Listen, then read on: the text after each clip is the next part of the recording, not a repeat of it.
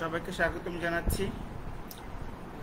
পবিত্র রমজান উপলক্ষে আমাদের আয়োজিত ইসলামী দর্শন ও মুসলমান শীর্ষক আলোচনা সিরিজের আজকে চতুর্থ পর্ব।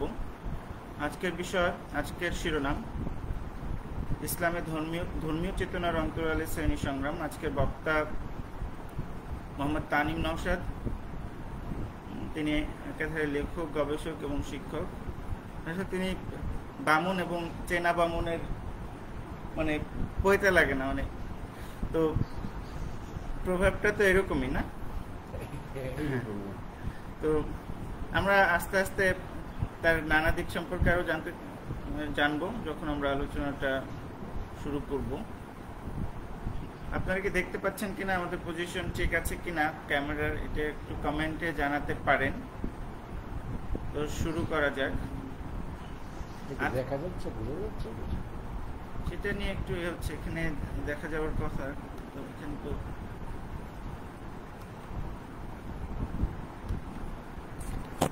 মাই গুডনেস, এইখানে ক্যামেরাটা অফ ছিল, এইবার দেখা যাচ্ছে। সো হ্যাঁ, ভিডিও ব্ল্যাক ছিল, আমি ভুলে গেছিলাম যে আমার ওই ওয়েব ক্যামটা বন্ধ ছিল। আমরা আরেকটু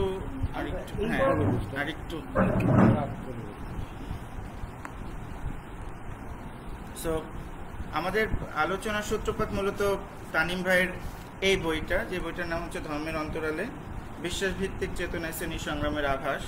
তো এই বইটাই আমাকে ট্রিগার করেছে এই আলোচনা করতে। বিশেষ করে একটা বিষয়, অর্থাৎ ইসলামে সেটা কিভাবে আছে আর একটু ভালোভাবে জানা। এখানে একটা চ্যাপ্টার আছে এই বইতে, একটা চ্যাপ্টার হচ্ছে আলী শরীয়তের ইসলাম অস্তিত্ববাদ এবং কিছু প্রাসঙ্গিক আলোচনা। তবে এই যে ধর্মের অন্তরালে শ্রেণী সংগ্রাম কথাটা সরাসরি এই লেখাটাতে অতটা স্পষ্ট হয়নি। তবে লেখক ভূমিকাতে বলেছেন, এবার আসে এই সংকলনের নাম ধর্মের অন্তরালে কেন। তিনি ব্যাখ্যা করেছেন, তিনি লিখেছেন যে আমি আমার লেখাগুলোতে দেখানোর চেষ্টা করেছি যে লেখাগুলোতে বর্ণিত ধর্মসমূহের উদ্দেশ্য ছিল ধর্মের আড়ালে মানুষের মধ্যে সাম্য প্রতিষ্ঠা এবং বৈষম্যের অপনোদনের চেষ্টা করা। অন্তত তাদের প্রতিষ্ঠাতাদের তাই উদ্দেশ্য ছিল। তো আমি বক্তার কাছে প্রথমে জানতে চাইবো যে এই ধর্মের অন্তরালে বলতে উনি কি বোঝাচ্ছেন, এটা যদি ব্যাখ্যা করতেন। জহিরকে প্রথমে ধন্যবাদ এই বক্তৃতার আয়োজন করবার জন্য বা আলোচনার আয়োজন করবার জন্য। আসলে আমাদের যে আলোচনা আজকে, যে ধর্মের অন্তরালে শ্রেণী সংগ্রাম, এটি ব্যাখ্যা করার প্রথম সোপানটি হচ্ছে ধর্ম বলতে আসলে আমরা কি বুঝি। কারণ ইসলাম শব্দটার অর্থ অনেক ব্যাপক। আমি অন্তত ইসলাম বলতে বুঝি যে পৃথিবীতে যেখানে যে জায়গাতেই শোষিত বঞ্চিত মানুষের পক্ষে, মজলুমের পক্ষে লড়াই হয়েছে, তার সবকিছুই ইসলামের অন্তর্গত। কারণ ইসলামের অর্থটা অনেক ব্যাপক, আর এটির সাথে রয়েছে ধর্মের সম্পর্ক। আমরা জানি যে ধর্ম বলতে বোঝায় যা ধারণ করে জগতে, এবং এই ধারণ করার বিষয়টা হচ্ছে যে চেতনা এবং তার যে ম্যাটেরিয়ালিস্টিক ফর্ম, মানুষের সাম্য, মৈত্রী এবং ভ্রাতৃত্বকে ধারণ করে জগৎকে আলোকিত করে, মানুষকে বিভূষিত করে এবং জগতে একটি শান্তিময়, কল্যাণময় পরিবেশ তৈরি করে, তার সবই ধর্ম। এখন এর মধ্যে শ্রেণী সংগ্রামটা কিভাবে আসে খেয়াল করে দেখবেন যে ইসলাম তার যে মর্মবাণী কোরআনে প্রকাশ করেছে, সেখানে একটা কথা আছে, আপনি কোরআন শরীফ ভালো মতো পড়লে বুঝবেন যে ইব্রাহিম, ঈসা, মুসা এরা সবাই মুসলিম। এর কারণটা হচ্ছে ইসলাম শব্দের অর্থ হচ্ছে যে মানুষ আল্লাহর কাছে বা পরমেশ্বরের কাছে বা পরম সত্তার কাছে নিজেকে সারেন্ডার করে।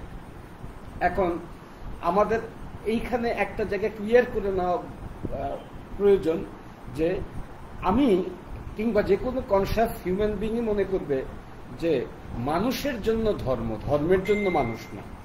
এটা বোঝাটাও অত কঠিন কিছু না। যার কিঞ্চিত কাণ্ডজ্ঞান আছে সেই বুঝতে পারবে।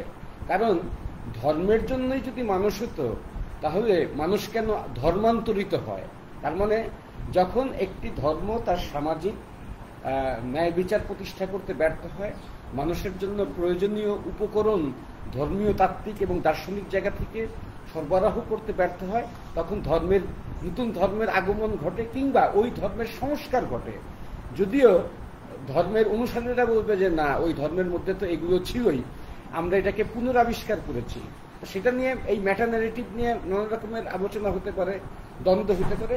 সোজা কথাটা হচ্ছে, মানুষ ধর্মান্তরিত হয় তখনই যখন তার নিজের ধর্ম তার সামাজিক, অর্থনৈতিক, রাজনৈতিক ইচ্ছা পরিপূরণ করতে ব্যর্থ হয়, যে কারণে মানুষের জন্য ধর্ম। আর প্রতিটা ধর্মের মহামানবী এই কাণ্ডজ্ঞান নিয়েই জগতে হাজির হয়েছেন। কারণ একজন মহাপুরুষ বা ধর্মের প্রবর্তক নিশ্চয়ই সাধারণ 8-10 জনের মতন একজন না। তিনি তার সারা জীবন, সমগ্র জীবনই কষ্ট করে বঞ্চিত শোষিত মানুষের পক্ষে লড়াই করেন। তারপরে সেটিকে যখন দর্শন আকারে প্রকাশিত হয়, তখন আমরা তাকে বলি যে ধর্ম। এখন সেটা সায়েন্টিফিক অ্যাপ্রোচের জায়গা থেকে কতটা গ্রহণযোগ্য বা মডার্নিটির জায়গা থেকে কতটা গ্রহণযোগ্য, সেই বিতর্কে আমরা যাচ্ছি না। যে কারণে ধর্মের এই পরিসরটা অনেক বড়। এবং আমরা লক্ষ্য করে দেখব যে এই সমস্ত মহামানবদেরকেই যে ইসলাম ইনক্লুড করে, তার একটা প্রক্রিয়াও ইসলামের মধ্যে হাজির আছে। ইসলামে এটা একটা ইনক্লুসিভ একটা আইডিওলজি। কারণ কোরআনে একটা আয়াত আছে, ওয়ামা কুন্না মুআযযিবিনা হাত্তা নাবাসা রাসূলান, রসুল প্রেরণ ব্যতি রেখে আমি কোনো জাতিকে শাস্তি প্রদান করি না। এখন কোরআনে আছে হচ্ছে 25 জন নবী রসুলের নাম, অথচ আমরা হাদিসে পাই 1,24,000, কেউ বলছে মতান্তরে 2,24,000 পয়গম্বর। তার মানে হচ্ছে সমগ্র মানব জাতিতে যেখানেই মানবতার জন্য উপকরণ নিয়ে কোনো মহাপুরুষ হাজির হয়েছে, তাকে অধিগ্রহণ করবার একটা ওপেন এন্ডেড সার্কামফারেন্স ইসলামের মধ্যে রয়েছে। এবং এই প্রক্রিয়ায় তাদেরকেই আমরা দেখি যারা মানুষের জন্য সংগ্রাম করেছেন, মানুষের স্বার্থ আদায়ের জন্য। এমনকি একটা মজার তথ্য দিতে পারি, আমি সব জায়গায় উল্লেখ করি, মহামতি লেনিন, যিনি 1917 সালে বলশেভিক বিপ্লবটা করেন, তিনি তার একটা বিখ্যাত বই, আমার খুব প্রিয় বই, সেটা হচ্ছে ধর্ম প্রসঙ্গে। সেখানে ভূমিকাতেই লেনিন, এই বইয়ের মূল রুশ নাম হচ্ছে গাসুদারজবাই রেভলিউশিয়া। তো এই বইয়ের শুরুতেই লেনিন একটা ভূমিকাতেই একটা জায়গায় লেনিন বলেছেন যে মহামানবেরা সমগ্র জীবন মানুষের স্বার্থ পরিপূরণের জন্য, মানুষের বঞ্চিত মানুষের পক্ষে লড়াই করবার জন্য তাদের সমগ্র জীবন উৎসর্গ করেছেন। কিন্তু পরবর্তীকালের মানুষেরা তাদের এই সংগ্রামকে মামুলি করে তুলেছেন, তাদের উপর কিছু মামুলি জ্যোতি আরোপ করে।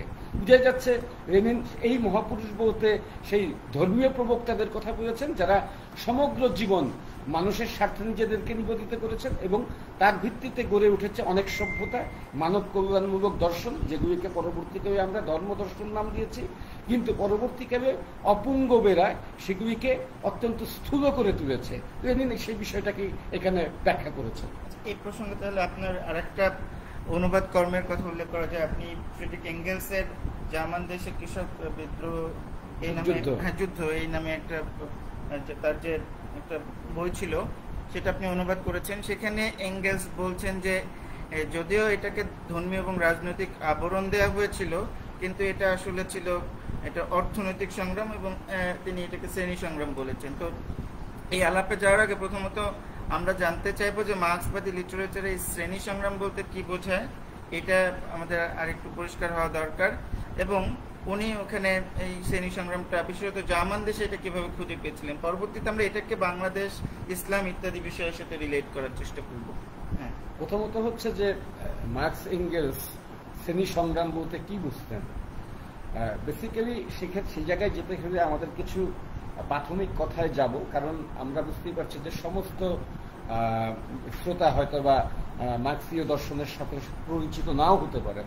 তা এই জায়গাটা বুঝবার জন্য খুব গুরুত্বপূর্ণ বই হচ্ছে মার্ক্সের 3টি। একটা হচ্ছে জার্মান আইডিওলজি, আর একটা হচ্ছে গ্রুন্ডরিসে, যেটাকে আপনি বলতে পারেন দ্য ফাউন্ডেশন অথবা আউটলাইন্স জার্মান থেকে বাংলা করলে। আরেকটা হচ্ছে Ökonomische und philosophische Manuskripte aus dem Jahre 1844, অর্থাৎ হচ্ছে আর্থসামাজিক খসড়া 1844। এই 3টা বইতে এবং এঙ্গেলস বিশেষ করে তার origin of family state and private property, এই বইতে এবং জার্মান দেশের কৃষক যুদ্ধ, যে বইটার কথা ডয়েচে বাউয়ানক্রিগ, যেটা আমি মূল জার্মান থেকে বাংলায় অনুবাদ করেছি, সেখানে শ্রেণী সংগ্রামের আউটরেটা বর্ণনা করেছে। সেটা হচ্ছে যে মার্কস এঙ্গেলসের ব্যাখ্যা হচ্ছে যে আদিকালে মানব জাতিতে একটা সাম্যবাদী সমাজ ছিল।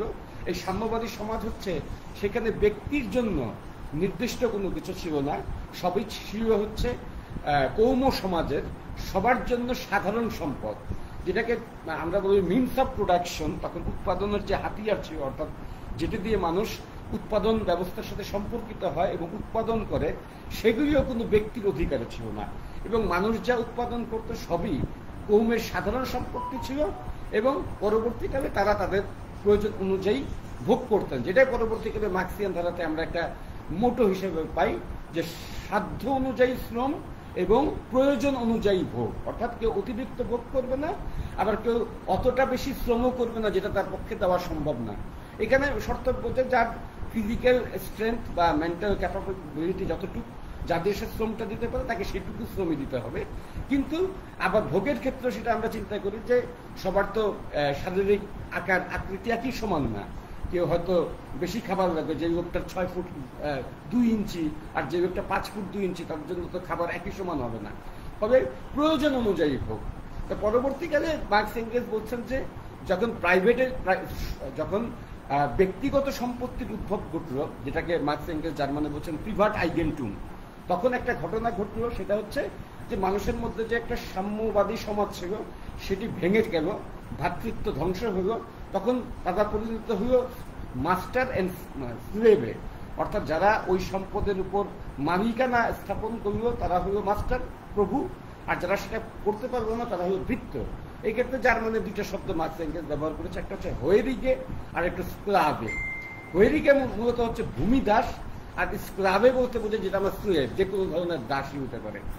তো এই যে সাম্যটা ধ্বংস হয়ে গেল, তো মার্কস এঙ্গেলস বলছে যে নানানভাবে, এবং আমরা যদি আমাদের আক্কেল জ্ঞান ব্যবহার করি, কারণ মার্ক্সবাদ বোঝার জন্য আক্কেল জ্ঞান দরকার, আর ইসলামও একটা আক্কেলবাদী প্রক্রিয়া, আক্কেল জ্ঞান ছাড়া ইসলামও বোঝা যাবে না।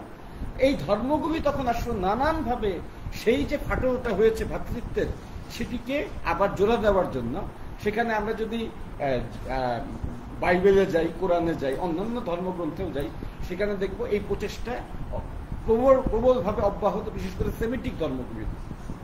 সেমিটিক ধর্মগুলিতে আমরা কি দেখি, এই ভ্রাতৃত্ব পুনঃপ্রতিষ্ঠা করার জন্য যীশু খ্রিস্ট কাজ করেছেন। নিউ টেস্টামেন্টসের অ্যাক্টে আমরা দেখতে পাই এই একই ঘটনা। যিশুর স্বর্গারোহণের পরে যে তার শিষ্যরা একটা সামাজিক সাম্যবাদী সমাজ প্রতিষ্ঠা করেছে, তাদের কোনো ব্যক্তিগত সম্পত্তি নেই, তারা টাকা পয়সা তুলছে এবং সেটা যার যখন প্রয়োজন সেটা তাদের দিয়ে দিচ্ছে। এটা আমরা বাইবেলের নিউ টেস্টামেন্টের অ্যাক্টে পাই। এবং এই যে সমাজের জন্য তাদের যে প্রচেষ্টা, সেটি শুরু হয়েছে কিন্তু যিশু থেকে না, যিশুর আগে। আমরা যদি ওল্ড টেস্টামেন্টে যাই, বিশেষ করে ইসাইয়াতে, একজন প্রফেট, আমার খুব পছন্দের প্রফেট বাইবেলের প্রফেটের মধ্যে ইসাইয়া, জেরেমিয়া, এজিকিয়েল এবং মিকা, এই 4 জন পয়গম্বর দেখবেন হচ্ছে প্রবলভাবে তারা সমাজের অসাম্যের বিরুদ্ধে লড়ছেন। এবং এটা আপনি বাইবেলের বিভিন্ন অধ্যায় পাবেন। ইসাইয়ার কথা তো বললাম, ব্যাবিলনে যখন বঞ্চিত শোষিতদেরকে যখন নির্বিচারে বঞ্চনাতে আচ্ছন্ন করা হচ্ছে, তাদের স্বার্থ পরিপূরণ করা হচ্ছে না, তখন তারা প্রবলভাবে সরব হয়েছেন। এবং পয়গম্বর ইসাইয়া ব্যাবিলন নগরীকে বেশ্যা বাবিল, বাংলা বাইবেলে দেখবেন যে দ্য হারলট ব্যাবিলন, আর ওই সময় তো ব্যাবিলনকে বলতো বাবিলোনিয়া। তো এই হিসাবে এইভাবে তিনি তাকে আক্রমণ করছেন। আর কোরআন শরীফেও কিন্তু আমরা সেটা পাই যে তোমাদের সম্পদে অধিকার রয়েছে এতিম এবং বঞ্চিতদের। আমরা ইসলামের প্রসঙ্গে আসবো। আগে আমরা যেহেতু কথা প্রসঙ্গে আসলো এবং আপনি যেহেতু জার্মান দেশে কৃষক যুদ্ধ বইটার অনুবাদ করেছেন, তাহলে আমরা ইউরোপে বা অন্যান্য ধর্মে কিরকম আছে, বিশেষত ইউরোপ যেহেতু আমাদের জন্য এখন একটা রেফারেন্স পয়েন্ট, যেটা দীপেশ চক্রবর্তী বলছে, আমরা ওই রেফারেন্সটা আগে দিয়ে নিলাম। তারপরে আমরা ইসলাম এবং বাংলাদেশে আসছি। তো আপনি ওইখান থেকে আরেকটু বিষয় ক্লিয়ার হয়ে নিই, যে ওখানে উনি বলছেন যে এটার যদিও কৃষক যুদ্ধটাকে একটা রাজনৈতিক এবং ধর্মীয় আবরণ দেওয়ার চেষ্টা হয়েছে, কিন্তু এটা প্রকৃতপক্ষে একটা শ্রেণী সংগ্রাম। তো ওই সময়কার 1525 সালে এই ঘটনাটা ঘটে, আর 2 বছর পর 500 বছর হবে। তো ওই সময়কার কি ঘটেছিল, যে তিনি এই ঘটনাকে শ্রেণী সংগ্রাম হিসেবে চিত্রিত করছিলেন। তাদের সাথে কার সংগ্রাম হচ্ছিল? প্রথমত ঘটনাটা হচ্ছে, আপনি যখন বললেন যে ধর্মীয় চেতনার অন্তরালে শ্রেণী সংগ্রাম, সেখানে আমি আসলে একটু ক্লিয়ার করতে চাই। আমার মতে হচ্ছে সমস্ত ধর্মই এক অর্থে শ্রেণী সংগ্রাম, পরবর্তীকালে তার ব্যাখ্যা চেঞ্জ হয়েছে। আর খ্রিস্ট ধর্মে, জুডাইজমে এবং ইসলামে সেটা প্রকটভাবে হাজির হয়েছে। এখন সেই সব জায়গাতেও আমরা দেখব যে বিভিন্ন আন্দোলন, সামাজিক আন্দোলন ছিল, তখন একটা ধর্মের যুগ ছিল। এটার ব্যাখ্যার ক্ষেত্রে একটা অতি প্রাকৃতকে কানেক্ট করা হতো। সেটাকে আপনি নেচার বলতে পারেন, হোল বলতে পারেন, পরম প্রকৃতি বলতে পারেন, সেটাকে আপনি গড বা আল্লাহ বলতে পারেন। এটার একটা মনস্তাত্ত্বিক কারণও আছে, সেটা হচ্ছে যে প্রবল প্রতিপক্ষের বিরুদ্ধে আপনি যদি সংগ্রামে নামতে চান, তাহলে এক পরম শক্তি আপনার পিছনে কাজ করছে, এই মনস্তত্ত্ব আপনাকে ওই প্রবল পরাক্রান্তের বিরুদ্ধে, বৈরী শক্তির বিরুদ্ধে লড়াইতে উৎসাহ যোগাবে। এবার আসি আমরা তাদের জার্মান দেশের কৃষক যুদ্ধ কি হয়েছিল। ঘটনাটা হচ্ছিল যে জার্মান দেশে দুইটা ঘটনা ঘটে। সেটা আসলে ইউরোপের মূল জায়গা থেকে আমাদেরকে বোঝার অবকাশ আছে। সেটা হচ্ছে যে ইউরোপে যখন সামন্ততন্ত্র প্রতিষ্ঠিত হয়, সেটা তো দীর্ঘকাল ধরেই চলে আসছে, কিন্তু সেখানে একটা টার্নিং পয়েন্ট ছিল হচ্ছে খ্রিস্ট ধর্মের আগমন।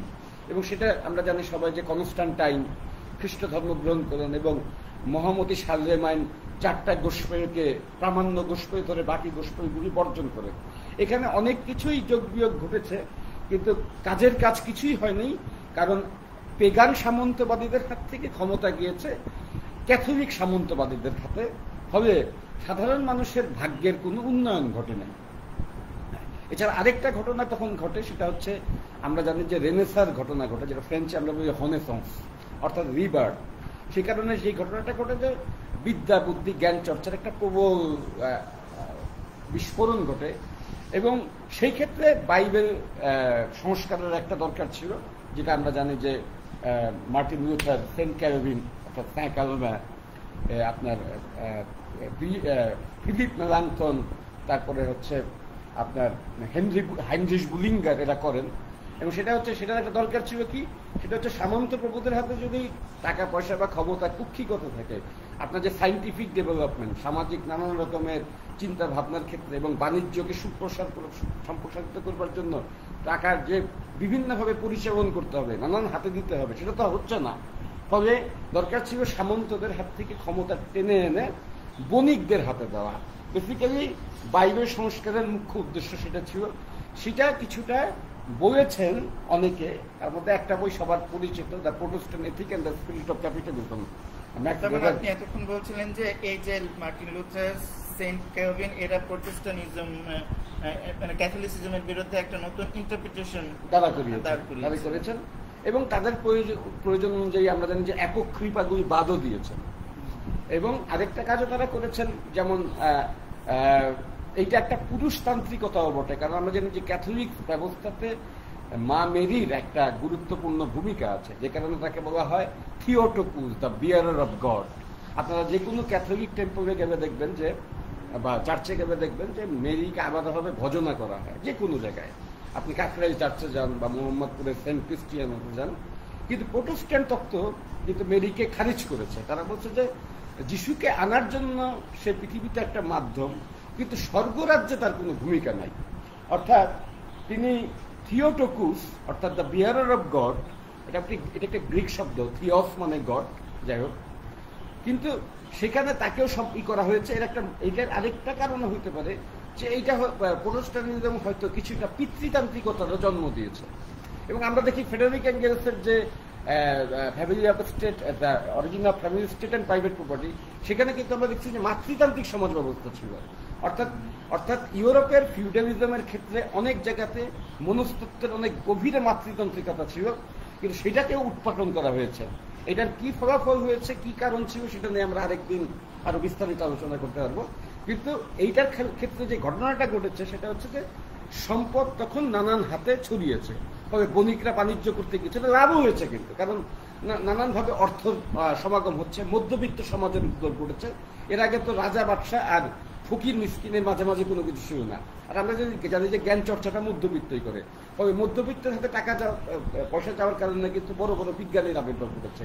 এই মধ্যবিত্ত সমাজের মধ্যেই কিন্তু আমরা বিখ্যাত বিজ্ঞানী নিউটনকে দেখি, আরো অন্যান্যদেরকে দেখি, বা আরো পরবর্তীকালে যারা জ্ঞান চর্চা করেছেন। আমরা বলতে পারি যে ক্যালকুলাসের আরেকজন আবিষ্কারক নিউটনের সাথে গটফ্রিড ওয়েবনিজ, এমনকি পরবর্তীকালে আমরা আইনস্টাইন পর্যন্ত যেসব বড় বড় বিজ্ঞানী সবাই কিন্তু মধ্যবিত্ত পরিবারের সম্পদ। দর্শন জগতে যারা যারা এসেছেন বা সমাজ বিজ্ঞানের ক্ষেত্রে, কিন্তু সমস্যাটা হচ্ছে যে প্রলেতারিয়েট, যেটা মার্কস বলছেন, যার প্রলেতারিয়েটের সঙ্গে কি মার্কস বলছেন যে যার নিজের শরীরটাকে দিয়ে খাটিয়ে খাওয়ার জন্য আর কোনো, ওটা ছাড়া আর কোনো পুঁজি তার নাই। অর্থাৎ যার অর্থ উপার্জনের বা জীবিকা নির্বাহের একমাত্র উপায় হচ্ছে তার শরীর, তাদের কিন্তু কোনো লাভ ঘটে নাই। তবে জার্মান দেশে যে কৃষক যুদ্ধটা হয়েছে, সেখানকার প্রধান যে তাত্ত্বিকগণ ছিলেন, যারা ছিলেন পাদ্রী, একজন বিশেষ করে প্রধান যন্ত্র পাদ্রী ছিলেন একেবারে গির্জার পাদ্রী, সেটা হচ্ছে আপনার টমাস মুনসার। এই টমাস মুনসার এবং পরবর্তীকালে তারা আরো যারা যারা তার অনুসরণ করেছেন, আন্টন ডোৎসা, নিকোলাস স্টর্ক, নিকোলাস ফন বোনাই, এরা সবাই ধর্মের মধ্য দিয়ে একটা শ্রেণী সংগ্রাম করার চেষ্টা করেছেন। কিন্তু তাদের ধর্মের ব্যাখ্যা চেঞ্জ হয়েছে। তারা বলছেন যে সামন্তদেরকেও এখন আর আমাদের পোছার দরকার নেই, বুর্জুয়াদেরকেও পোছার দরকার নেই, কারণ তারা কেউই আমাদের স্বার্থ রক্ষা করে নাই। যীশু খ্রিস্ট এসেছিলেন মানুষের জন্য সাম্য প্রতিষ্ঠা করতে, এবং তিনি তার জন্য সারা জীবন সংগ্রাম করেছেন। বর্তমান ক্যাথলিক বা প্রোটেস্ট্যান্ট ধর্মের মধ্য দিয়ে যিশুর ইচ্ছার পরিপূরণ ঘটে নাই, সন্তুষ্টি ঘটে নাই, যে কারণে এইভাবে নতুন ব্যাখ্যা বা নতুন মোচড় বা নতুন টুইস্টের মধ্য দিয়ে ধর্মের নতুন ন্যারেটিভ তৈরি করে তারা এই আন্দোলনকে বেগবান করেছে। এখন আপনি বলছিলেন কয়েকজন ধর্মতত্ত্ববিদের কথা, যেমন যারা প্রোটেস্ট্যান্টিজমের মানে এই ধারাটার জন্ম দিয়েছিল। আপনি বলছিলেন এই মার্টিন লুথারের কথা, ক্যালভিনের কথা, এবং ক্যালভিনিজমই যেটা কিনা ম্যাক্স ওয়েবার তার মানে প্রোটেস্ট্যান্টিজম এবং ক্যাথলিজমের উদ্ভবের মানে ইথিক্যাল গ্রাউন্ড তৈরি করে দিয়েছিল বলে বললেন। এর সাথে এই টমাস মুনসারের ক্রিশ্চিয়ানিটিকে ব্যাখ্যা করার পার্থক্যটা কি ছিল? এবং তারা তো একটা পর্যায়ে যে মানে মার্টিন লুথার বরং মুনসারকে বিরোধিতা করেছিলেন, তো এই বিরোধিতার জায়গাটা কোথায় ছিল? আচ্ছা, আমরা একটু বইটা থেকে একটু দেখি, আমরা কয়েকটা জায়গা থেকে আমরা বলতে পারবো ব্যাখ্যার জায়গাটা। সেটা হচ্ছে যে একটু বের করে নেই। দর্শক, আপনারা কি শুনতে পাচ্ছেন কিনা সেটা আমাদেরকে জানান ঠিক মতো, এবং আপনাদের প্রশ্ন থাকলে সে প্রশ্নগুলো কমেন্ট বক্সে জানাতে পারেন। আর যদি ভিডিওটা ভালো লাগে এবং আমাদের আলোচনাগুলো গুরুত্বপূর্ণ মনে হয়, তাহলে আপনারা শেয়ার করতে পারেন, আপনার বন্ধুদের সাথে এটা শেয়ার করে নিতে পারেন। আমরা আলোচনা করছি ইসলামে ধর্মীয় চেতনার অন্তরালে শ্রেণী সংগ্রাম। এই পর্বটি আমাদের যে একটা সিরিজ আলোচনা চলছে, ইসলামে দর্শনে মুসলমান, এই সিরিজের চতুর্থ পর্ব। আমরা আসলে চতুর্থ সপ্তাহ পড়েছি রোজার, এবং সেই অনুযায়ী আমরা আলোচনাগুলোকে এগিয়ে নিচ্ছি। আমাদের আরেকটা পর্ব হবে আগামী শুক্রবারে ইনশাল্লাহ। তো এখন রোজা চলছে, এবং আমার এক বড় ভাই প্লাস বন্ধু নিয়াজ ভাই, তিনি বলতেন রোজা হচ্ছে মানে একটা প্রলেতারিয়ান ইবাদত। তো এটা ইন্টারেস্টিং। তবে রোজার আরো অনেক মাহাত্ম্য আছে। ইবনে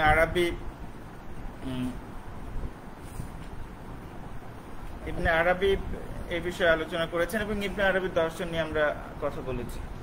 আচ্ছা, আমরা কি শুরু করবো? হ্যাঁ, যেমন লুথারের সম্পর্কে যেটা আপনার টমাস মুনসার যা বলেছেন, যে লুথারের আন্দোলন প্রবলভাবে ছিল প্রলেতারিয়েতের স্বার্থ বিরোধী। যেমন প্রোটেস্ট্যান্টিক স্পিরিট অফ ক্যাপিটালিজমের সেই বয়ানে পুরাটা ধরা পড়ে নাই, কারণ আমার ধারণা ম্যাক্স ওয়েবার এই জিনিসটাকে কিছুটা আড়ালি করেছেন। কিন্তু আমরা জার্মান দেশের কৃষক যুদ্ধে লুথারের মূল রেখা থেকে যেটা টমাস মুনসার উল্লেখ করেছেন, সেটা আবার অ্যাঙ্গেলস সেখানে বিবৃত করেছেন। যে মুনসার বলছেন কৃষকদের সম্পর্কে তিনি বলতেন, জ্ঞানীজন বলেন সিবুস উনুস এট ভিরগা আসিনো, অর্থাৎ ল্যাটিনের অর্থ হচ্ছে গাধার দরকার খাদ্য বোঝা আর বেতের বাড়ি। একজন কৃষকের ঘটে থাকে খড়, সে কথা বুঝে না এবং নির্বোধ প্রকৃতির হয়, তাই তার দরকার বেত্রাঘাত, তার বিরুদ্ধে দরকার রাইফেল, সে এতে কথা শুনবে এবং এটাই হওয়া উচিত। তাদের জন্য আমরা যা উচিত মনে করি তাহলে তাদের মাথাতে যতটুকু দরকার তার বেশি দয়া কখনো নয়। রাইফেলের তলায় দাবান, অন্যথায় তারা আরো হাজারো ক্রোধের রোল তুলবে। বুঝতেই পারছেন যে লুথার কি পরিমাণে সামন্তবাদী সমাজ না হয়েও বুর্জুয়া সমাজের প্রতিনিধি ছিলেন, যে কারণে টমাস মুনসার তাকে পুরোপুরি রিজেক্ট করেছেন। এবং এই সময় আমরা দেখি যে আরো কয়েকজন যারা ধর্মের নিরিখে প্রলেতারিয়েট সংগ্রামের সাথে লিপ্ত হয়েছে, তাদের মধ্যে একজন ছিলেন হান্স বোহাইম ফন নিকোলাস হাউজেন, অর্থাৎ নিকোলাস হাউজেনের হান্স বোহাইম, যিনি টাউবার গ্রুন্টে পয়গম্বর রূপে আবির্ভূত হন। ড্রামবাদক ও বংশী বাজিয়ে বিদ্যুৎকারী নামে তিনি খ্যাত ছিলেন। তিনি তার ধর্মীয় বয়ানে বলেছিলেন যে নিকোলাস হাউজেনের ঈশ্বর মাতা অর্থাৎ মেরি বা মরিয়াম তার প্রতি ঘোষণা, তার প্রতি অর্থাৎ নিকোলাস ফন বোনহাইমের প্রতি নাকি ঘোষণা করেছেন, এটি এঙ্গেলস তার জার্মান দেশের একটি সংযুক্ত উল্লেখ করেছেন, বাংলা করেছেন জার্মান থেকে। তিনি উল্লেখ করেছেন সামনের দুনিয়ায় আর কোন সম্রাট, স্বাধীন শাসক, পোপ কিংবা আর কোন ধর্মীয় বা পার্থিব অভিভাবকের আবশ্যকতা নেই। সেখানে একজন আরেকজনের ভাই হবে, আর একজনকে তার উপার্জিত রুটির যোগান তার হস্ত সঞ্চালিত কাজের মাধ্যমে দিতে হবে, অর্থাৎ কেউ কারো দাস থাকবে না বা থাকবে না। সেখানে কেউ অন্যের চেয়ে বেশি পাবে না। সব ধরনের সুদ, এখানে কিছু জার্মান শব্দ আছে, নানানভাবে দরিদ্রদেরকে এবং কৃষকদের কাছ থেকে সুদ গ্রহণ করা হতো বা টাকা পয়সা নিংড়ে নেওয়া হতো। যেমন একসময় বঙ্গাঞ্চলের হিন্দু জমিদাররা বা মুসলমান জমিদাররা নানান উছিলায় ইয়েদের কাছ থেকে, প্রজাদের কাছ থেকে পূজা বা বিভিন্ন পার্বণের মধ্যে দিয়ে নাম করে টাকা পয়সা তুলত। এগুলোর নাম উল্লেখ করেছে, ব্যাখ্যাও করেছেন বইয়ের ফুটনোটে। সব ধরনের সুদ, গুল্ট, ফন্ডে, শুল্ক, স্থানীয় কর এবং সেই সাথে অন্যান্য কর ও পরিশোধ চিরতরে বন্ধ হবে এবং জঙ্গল, জল ও চারণভূমি সবার ব্যবহারের জন্য উন্মুক্ত থাকবে। এমন অবস্থা হয়েছিল যে জঙ্গল, জল, চারণভূমিও ব্যক্তিগত দখলে চলে গেছে। বলা বাহুল্য যে তিনি নিম্নবর্গের বিশেষত দরিদ্র কৃষকদের স্বার্থে নতুন বিশ্বাসের প্রভাব ছড়াতে যাচ্ছিলেন, এটা আমার মন্তব্য। এটি হচ্ছে মূলত আপনি বুঝবেন যে টমাস মুনসার এবং তার অনুগামীদের আন্দোলনটা কিভাবে ছিল এবং কিভাবে তারা খ্রিস্ট ধর্মের ন্যারেটিভকে ব্যাখ্যা করেছেন। এবং তিনি বলছেন, বইটাও আমরা পাবো, যে খ্রিস্ট নিজেই বলেছিলেন তোমরা ভেবো না আমি পৃথিবীর জন্য শান্তি নিয়ে এসেছি, আমি এনেছি তরবারি। আমরা জানি যে একসময় 60 এবং 70 দশক, এখন সে আন্দোলন বেগমান, সেটা হচ্ছে ল্যাটিন আমেরিকাতে যে লিবারেশন থিওলজি, সেখানেও কিন্তু এই আন্দোলনের যারা প্রবক্তা ছিলেন লিবারেশন থিওলজির, গুস্তাভো গুটিরেজ এবং অন্যান্যরা, তারা কিন্তু যিশুর এই সেন্টেন্সটি যে ভেবো না আমি পৃথিবীতে শান্তি এনেছি, এবং যিশু কি কথা আবার বলেছেন যে আমার এই আন্দোলনের জন্য ভাই ভাইয়ের বিরুদ্ধে দাঁড়াবে, বোন বোনের বিরুদ্ধে দাঁড়াবে, পিতা পুত্রের বিরুদ্ধে দাঁড়াবে। এমনকি এটা হাদিসে আমরা রাসূলুল্লাহর হাদিসেও পাই। রাসূলুল্লাহ বলেছেন যে আমার এই আন্দোলনের জন্য, এই সংগ্রামের জন্য পিতা পুত্রের বিরুদ্ধে দাঁড়াবে, ভাই বোনের বিরুদ্ধে দাঁড়াবে। কারণ হচ্ছে স্বার্থ সংশ্লিষ্ট জায়গায় তো হিটু রাখবে। তো সেই জায়গাতে যদি আপনি দেখেন, যে দেখবেন যে এই আন্দোলনগুলি যে কতটা শ্রেণী সংগ্রাম তা বোঝা যায়, কিন্তু পরবর্তীকালে এগুলি তাদের গতিপথ থেকে ভিন্ন দিকে মুখ নিয়েছে বা ভিন্ন দিকে তাদেরকে ডেভিয়েট করা হয়েছে। এখন আমরা একটু আসবো, যেটা হচ্ছে যে আলোচনাটা আমাদের জরুরি, কারণ আমাদের সমাজ, বাংলাদেশে যারা মার্ক্সবাদী তাদের কারো কারো দৃষ্টিভঙ্গি অনেকটা হয়তো ভালগার ম্যাটেরিয়ালিজম টাইপের হয়ে গেছে, যেখানে ধর্ম বা অন্যান্য আলোচনা, স্পিরিচুয়ালিজমের কোনো স্পেসই নেই। সেই জায়গা থেকে কি আমরা কি অনেকেই দায়ী করে থাকেন এটা হচ্ছে এঙ্গেলসের কারণে হয়েছে, এঙ্গেলসের ইন্টারপ্রিটেশন অফ মার্ক্স বা মার্ক্সের লেখালেখি। তো এই বইতে উনি কেবলমাত্র অর্থনৈতিক সংগ্রামটাকে গুরুত্ব দিচ্ছেন, এর যে ধর্মীয় একটা ইয়ে আছে, স্পিরিচুয়াল জায়গা আছে এবং ধর্মীয় ন্যারেটিভও এখানে নানাভাবে এসেছে, সেটাকে তিনি ইগনোর করার চেষ্টা করছেন। না, এঙ্গেলসের কথা, জার্মান দেশের শ্রেণী মানে কৃষক যুদ্ধে। তো এইটার সাথে আমরা যুক্ত করতে চাই যে এই যে মুনসের যে এসকাটোলজিক্যাল তত্ত্ব দ্বারা প্রভাবিত হয়েছিলেন বলে জানা যাচ্ছে, এবং এক প্রকার আমরা বলতে পারি তো এই মেসিয়ানিজম আপনি যেটা নিয়ে বক্তৃতাও দিয়েছেন, এটার সাথে এসকাটোলজির সম্পর্ক তো আছে, তাই না? আচ্ছা, এবং এইটার কতখানি প্রভাব বিস্তার করেছে? ঘটনাটা হচ্ছে, আমি একটু বিস্তৃতভাবে বলবো, এটা একটা খুবই গুরুত্বপূর্ণ প্রশ্ন। যে এঙ্গেলস অনেক জায়গাতে এই ধর্মীয় আলোচনাগুলি এনেছেন, কিন্তু বক্তব্য রেখেছেন উনি আর্থসামাজিক জায়গাতে, স্পিরিচুয়ালিটির জায়গায় বা স্ক্যাটোলজির জায়গায় আলোচনাটা উনি আনেন নাই। কিন্তু একটা জিনিস আপনারা খেয়াল করবেন, স্ক্যাটোলজির বয়ানগুলিকে কিন্তু উনি বাদ দেন নাই। যেমন আমরা এখানে কিন্তু যে আলোচনা বললাম যে নিকোলাস হাউজেনের ঈশ্বর মাতা মেরি তার সামনে আবির্ভূত হয়েছেন, এঙ্গেলস কিন্তু ফুটনোটে বা ব্যাখ্যাতে কোনো জায়গায় বলেন নাই যে এটি অবশ্য তার রাজনৈতিক একটি পন্থা হতে পারে, কিংবা এটি হয়তো তিনি ভাবজগতে চিন্তা করেছেন, সেই কথা কিন্তু উনি বলেন নাই। অর্থাৎ এটাকে তিনি ওপেন এন্ডেড রেখেছেন। যেহেতু এই আন্দোলনগুলি একটা কাণ্ডজ্ঞান সম্পন্ন আন্দোলন, সেই জায়গা থেকে আমি একটা জিনিস বলতে চাই, সেটা হচ্ছে যে আমরা তো পুরা মহাবিশ্বকে পুরোপুরি জেনে বুঝে ফেলিনি। তবে অতি পার্থিব বা অতি প্রাকৃত সম্পর্কে আমাদের তো সিদ্ধান্ত গ্রহণের সময় আসে নাই। পৃথিবীতে অনেক বড় বড় বিজ্ঞানী আমরা পাই যারা কিন্তু ম্যাটেরিয়ালিস্টিক বিষয় নিয়ে কাজ করেছেন, কিন্তু তারা কিন্তু ধর্মীয় বিশ্বাস তাদের ছিল। আমরা জানি যে আইনস্টাইন ঈশ্বর বিরোধী ছিলেন না, হয়তো তার গড কিছুটা ছিলেন অ্যারিস্টটলিয়ান গড। নিউটন তো ভালো রকম ধর্মের প্রতি তার আকুতি ছিলই। এমনকি আমরা প্রফেসর আব্দুল সালামের কথা বলতে পারি, কিন্তু 5 ওয়াক্ত নামাজ পড়তেন। এমন তো না যে জগৎ, ম্যাটার, বিশ্বজগৎ সম্পর্কে তাদের ধারণা কারো চেয়ে কম ছিল। আমরা যাদের কথা বলছি তারা প্রত্যেকেই এপক ব্রেকিং লেজেন্ডারি ফিজিসিস্ট। সবচেয়ে বড় কথা হচ্ছে যে can we now conclude that there is no god.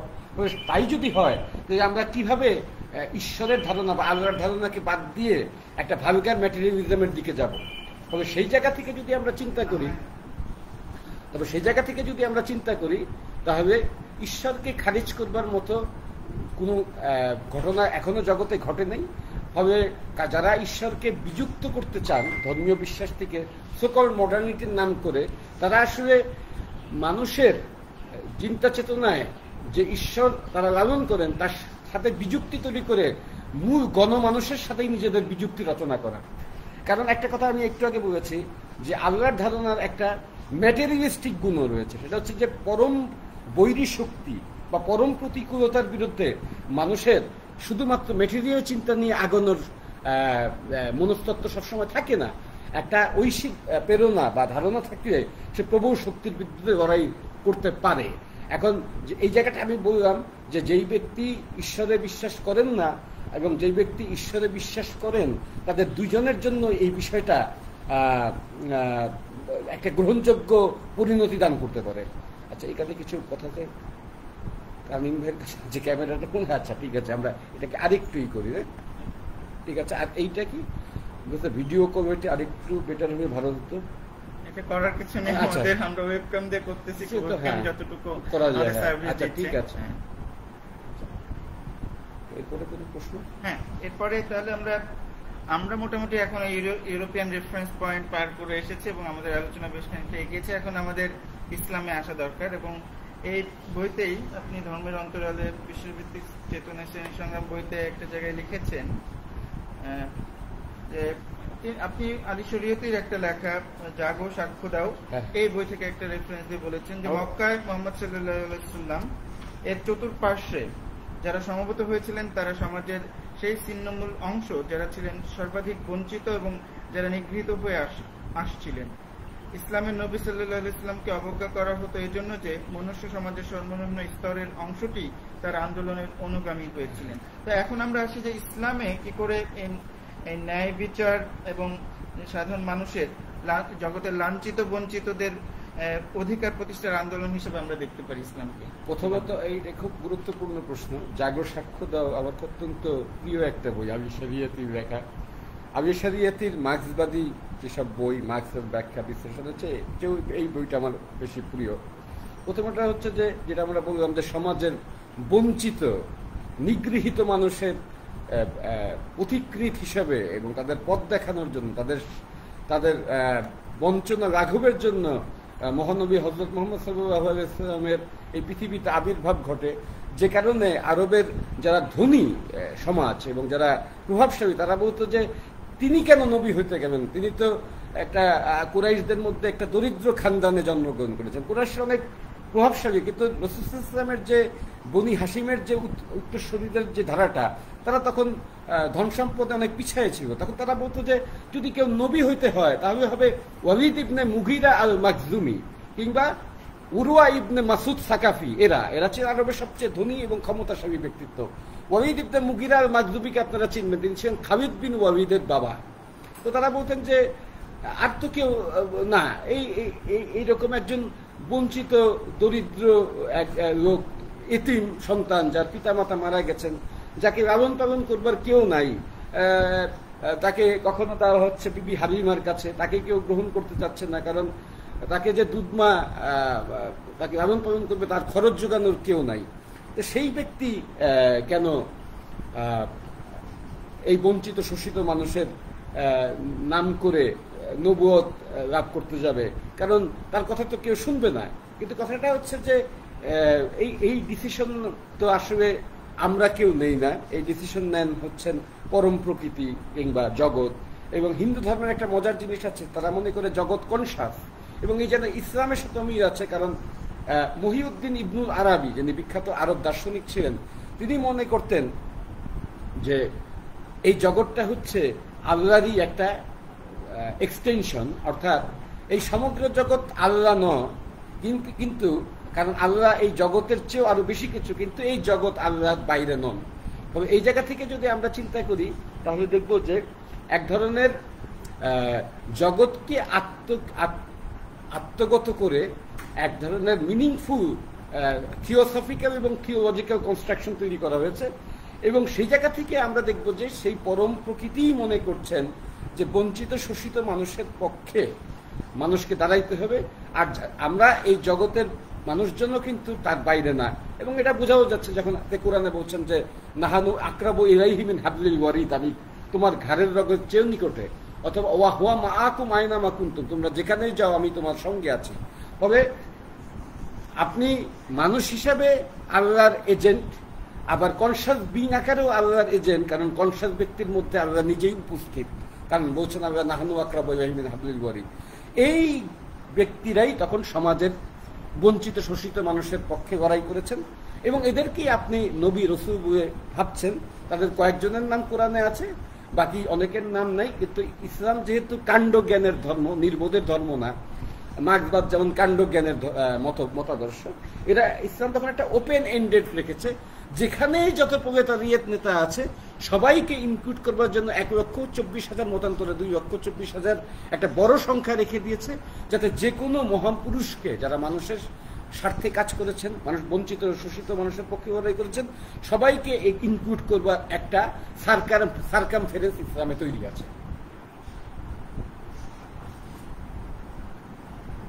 ধন্যবাদ। এখন আমাদের জানা দরকার যে এই যে একটা মানে লাঞ্ছিত বঞ্চিত মানুষের ধর্ম, সেটা একসময় যে দেখা গেল যে মানে একটা রাজতন্ত্রে রূপান্তরিত হলো, এবং এখন সেই রাজতন্ত্রের ভূত নানাভাবে আমাদের ইসলামের ন্যারেটিভকে করছে, মানে প্রভাবিত করছে। এই ব্যাপারটা নিয়ে বলুন যে এই ডেভিয়েশনটা, এই বিচ্যুতিটা ইসলামের শিক্ষা থেকে মানে কেন ঘটলো এবং কতটা এটা মারাত্মক? এখন আমরা যখন কোরআন শরীফ পড়ি, একটা কথা আমরা পড়ি যে কুল্লু নাফসিন জায়িকাতুল মাউত, সমস্ত নাফস বা মানুষের জীবন একসময় আল্লাহর কাছে ফেরত যাবে। এই কথাটার অর্থ কি? এই কথাটার অর্থ হচ্ছে তোমরা ইহজাগতিক জায়গাতে বাড়াবাড়ি করো না। এই বাড়াবাড়ির অর্থ হচ্ছে সাম্য থেকে মানুষকে খারিজ করা, মানুষের অধিকারকে বঞ্চিত করা, অধিকার থেকে মানুষকে বঞ্চিত করা। রাসূল সাল্লাল্লাহু আলাইহি ওয়াসাল্লাম এবং কোরআনে বহুবার এটা আসছে যে তোমরা মানুষের অধিকার প্রতিষ্ঠা করো, তোমরা বঞ্চিত এতিমদের স্বার্থবিরোধী কিছু করো না। তো এই ব্যক্তিগত বঞ্চনার বা শোষণের সবচেয়ে বড় রূপটা হচ্ছে রাজতন্ত্র, যেটা থেকে সাম্রাজ্যবাদের ধারণাও আসছে। এবং সেটা আমরা কিভাবে দেখতে পাই? সেটা আমরা দেখতে পাই হচ্ছে যে সমগ্র জগতে এই ঘটনাগুলি ঘটে যখন কতগুলি মানুষ তাদের নিজেদের স্বার্থে ওই মহান আদর্শবাদটার পতন ঘটায় বা মৃত্যু ঘটায়। যে কারণে আপনারা দেখবেন যে অনেকে এই কথাটা বলে, আমরা আবুল হাসিমের বইতে পেয়েছি যে একটা খুব বিপজ্জনক কথা, কিন্তু কথাটা সুন্দর, কিন্তু আবার অত্যন্ত হৃদয় বিদারক, যে মক্কাতে ইসলাম জন্মগ্রহণ করলো, মদিনাতে তা বেড়ে উঠলো, এবং সিরিয়াতে সেই ইসলাম বার্ধক্যপ্রাপ্ত হলো, এবং ইরাকে বাগদাদে সেই ইসলামের মৃত্যু ঘটলো। তো ইসলাম তো মরে নাই, মৃত্যু ঘটলো কিভাবে? মৃত্যু ঘটলো ইসলামের ভিতরে যে মানবতাবাদী এবং আধ্যাত্মিক সঞ্জীবনী শক্তি ছিল, যা দিয়ে তার মধ্যে শোষিত বঞ্চিত মানুষের পক্ষে যে লড়াইটা হয়, সেই ইসলামের মৃত্যু ঘটল। আমি পরিষ্কার করে বলতে চাই যে উমাইয়া খিলাফত, এগুলি তো আসলে খিলাফত না, উমাইয়া আব্বাসী, এগুলি তো খিলাফত না। এগুলির মধ্য দিয়ে ইসলামের সেই যে পয়গম্বরের যে ইসলাম, তার মৃত্যু ঘটছিল। এবং আরেকটা ঘটনাটা আমি বলি, যে অনেকে বলবেন যে তখন কি নামাজ রোজা হইতো না। এখন প্রশ্নটা হচ্ছে, এবার আমরা একটু বাইবেলের দিকে তাকাই, অর্থাৎ ঈসা ইবনে মারিয়াম, অর্থাৎ যীশু খ্রিস্ট, যাকে আমরা হিব্রুতে বলি ইয়েশোয়া মিন নাজারেথ, নাজারেথের যীশু, তিনি কি জেরুজালেম টেম্পলে যে পাদ্রীদের বলেছিল তোমরা তো নামাজ রোজা ঠিক মতো পড়াইতে পারো না, এগুলি নিয়ে তার কোনো মাথা ব্যথা ছিল না। জেরুজালেম টেম্পলে যে উনি বলছিলেন চাবুকের মতো দড়ি দিয়ে মানি এক্সচেঞ্জার এবং যারা ঘুঘু, মোরগ মুরগি, আপনার হাঁস, ছাগলের ব্যবসা করতো, তাদেরকে উনি পিটায় ওই জায়গা থেকে বের করে দিতে বলছে যে তোমরা আমার পিতার ঘরকে দস্যুদের খোয়ারে রূপান্তরিত করেছ।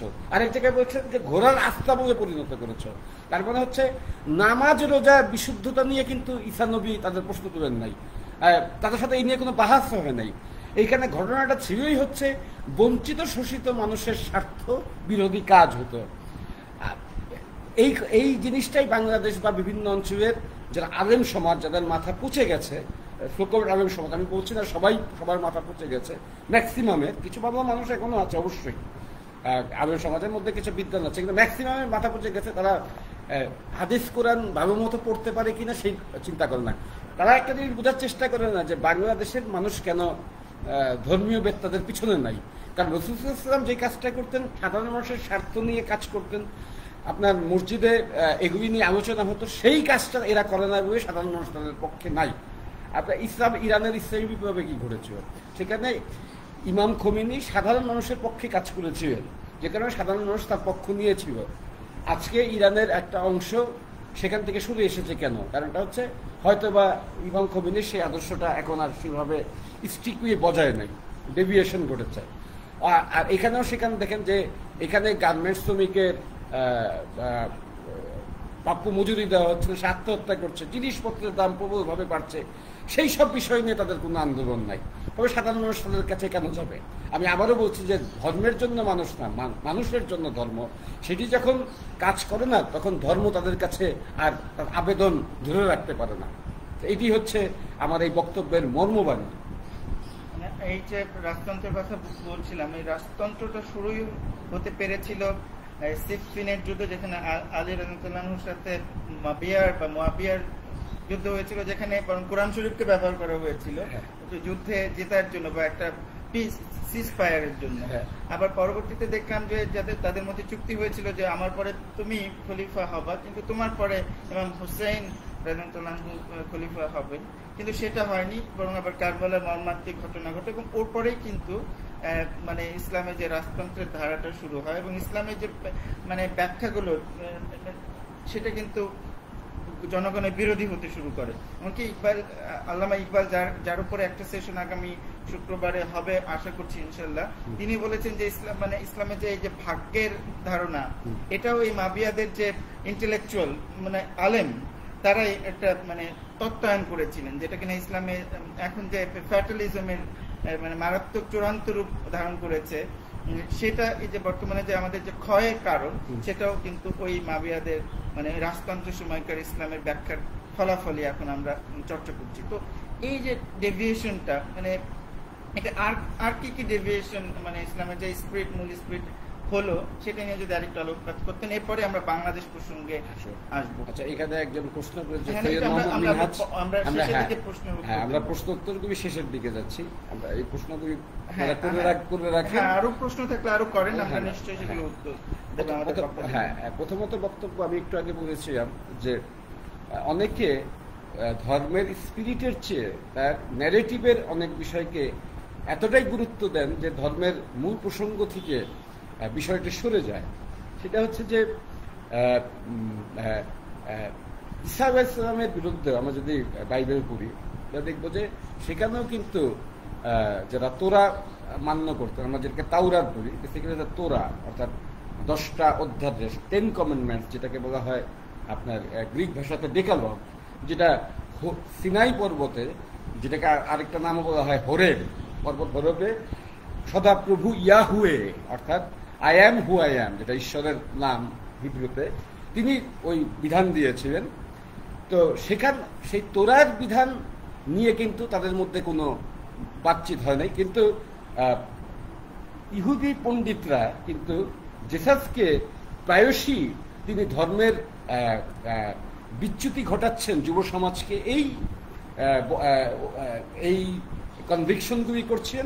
এবং যখন পন্টিয়াস পিরিয়ড যিশুকে ক্রুশবিদ্ধ করে হত্যার দণ্ড দেন এবং ক্যালভেরি পর্বতে যে ঘটনাটা ঘটে, সেই ঘটনাটার ক্ষেত্রেও কিন্তু একই ঘটনা ঘটেছিল যে ধর্মের মানুষের স্বার্থবাদ দিয়ে ধর্মের আহকাম বিধানকে তারা প্রবল করে তুলেছিল মূল স্পিরিটটাকে আড়াল করবার জন্য।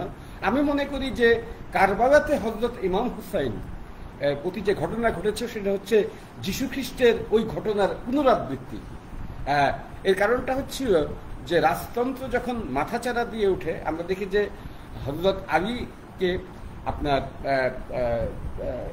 পরাজিত করবার জন্য সব ধরনের ছলনাই করা হয়েছে, এবং কি পবিত্র কোরআন শরীফকেও ব্যবহার করা হয়েছে, এবং তীরের মাথা বর্ষার মাথায় গেঁথে তারা বলেছিল যে কোরআনই হচ্ছে আমাদের জন্য সত্য মিথ্যার নির্ধারণকারী। আলীকে, যেখানে যে আলী সম্পর্কে আমরা জানি যে স্বয়ং রাসূলুল্লাহ বলেছেন যে আনা মাদিনাতুল ইলম ওয়া আবিউন বাবুহা, আমি জ্ঞানের শহর আর আলী তার দরজা।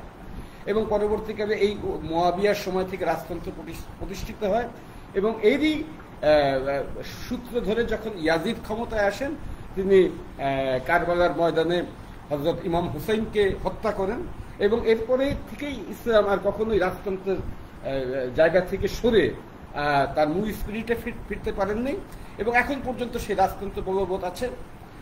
আমার একটা সন্দেহ যে পৃথিবীতে কোথাও পূর্ণাঙ্গ রূপে ইসলাম পালিত হয় কিনা, হয়তো কোনো জায়গাতেই পূর্ণাঙ্গ রূপে হয় না। তবে যে কারণে যে ঘটনাটা ঘটেছে সেটা হচ্ছে যে আমার ওই একই কথা যে মানুষের স্বার্থ বিরোধী যা ঘটে সেগুলি কাল্টিভেট করলে কখনো ধর্মের স্পিরিট আর বজায় থাকে না, এবং মানুষকে আপনি ধর্মের বয়ান দিয়ে আর আনতেও পারবেন না। যে কারণে কিন্তু ক্যাথলিক সমাজে বিচ্যুতি ঘটেছিল, পেপাল ভ্যাটিকান ধ্বংস হয়েছে, পোপ এখন যেটা পুরা ইউরোপকে শাসন করতে একটা মুরগির খোয়ারের মধ্যে ঢুকে গিয়েছে, একটা ছোট জায়গায়, মোহাম্মদপুরের চেয়ে ছোট। তো একই ঘটনাটা ঘটেছে। এখন আপনি নিজেরাই দেখেন যে ইসলামের কথা বলেও কিন্তু আপনি সাধারণ মানুষকে একীভূত করতে পারছেন না। তার মূল কারণটাই হচ্ছে ধর্মীয় সমাজ মানুষের স্বার্থের পক্ষে কাজ করছে না।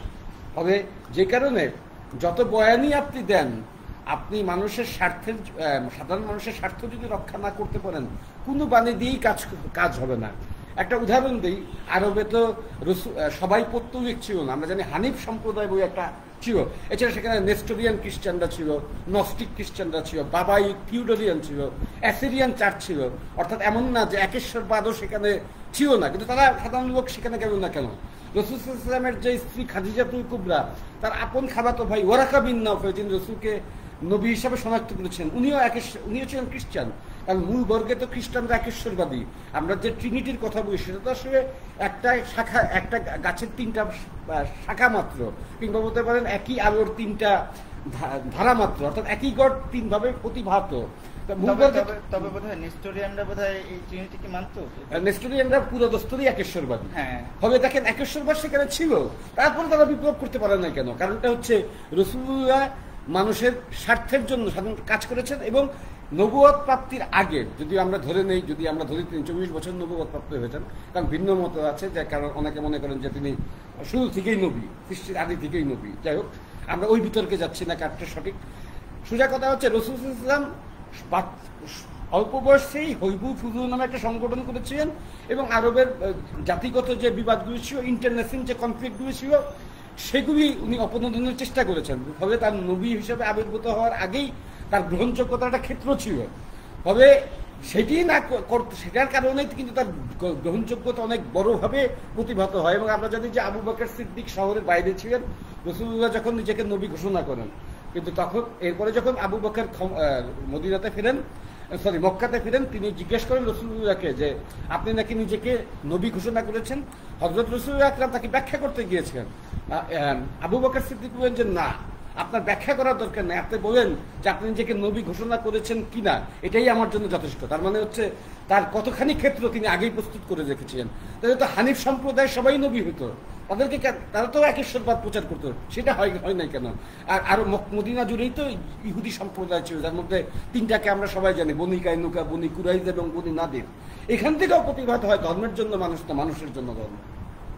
এক্স্যাক্টলি। এবং এক্ষেত্রে একজন বিখ্যাত বইয়ের রেফারেন্স দিতে হয় লেসলি হেজেলটনের দ্য ফার্স্ট মুসলিম। যদিও নামকরণ নিয়ে আমাদের একটু আপত্তি আছে, বাট ওনার বইটা আমার মনে হয় যে হযরত মুহাম্মদ সাল্লাল্লাহু আলাইহি ওয়াসাল্লামকে বোঝার ক্ষেত্রে মানে অনেক মুসলমানও এভাবে বোঝেনি বলে আমার ধারণা।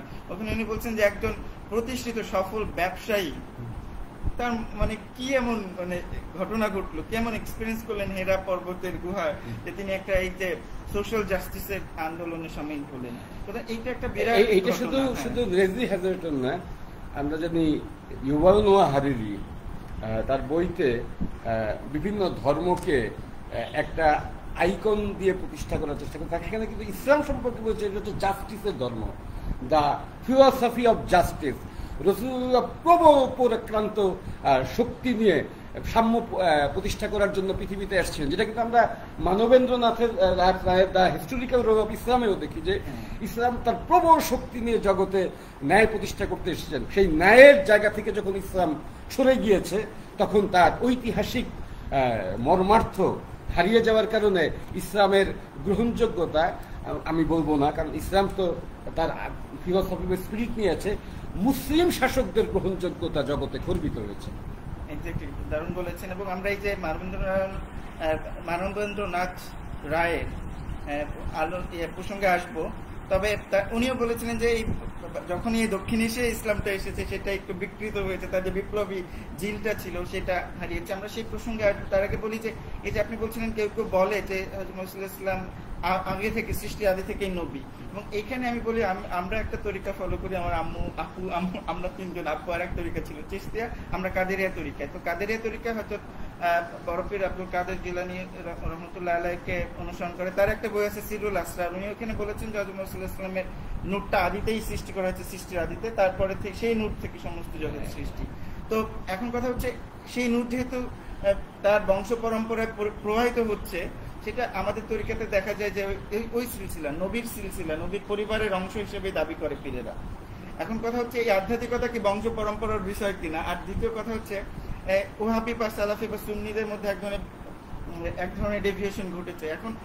এখন যদি যারা শিয়া সম্প্রদায়, তাদের ক্ষেত্রে কি আবার ওই নবীর বংশ বাহালে বা একটাকে আবার প্রায়োরিটি দেওয়ার ফলে এক ধরনের ইয়া তৈরি হচ্ছে কিনা, আর এক ধরনের রাজতান্ত্রিক ভাষণ তৈরি হচ্ছে কিনা। এটা খুবই আপনার গুরুত্বপূর্ণ প্রশ্ন এবং জটিল প্রশ্নও বটে। আমি আমার মতো করে ব্যাখ্যা দেওয়ার চেষ্টা করবো। একটা হাদিস আমরা পাই যে রাসূল সাল্লাল্লাহু আলাইহি ওয়াসাল্লাম নাকি বলেছেন যে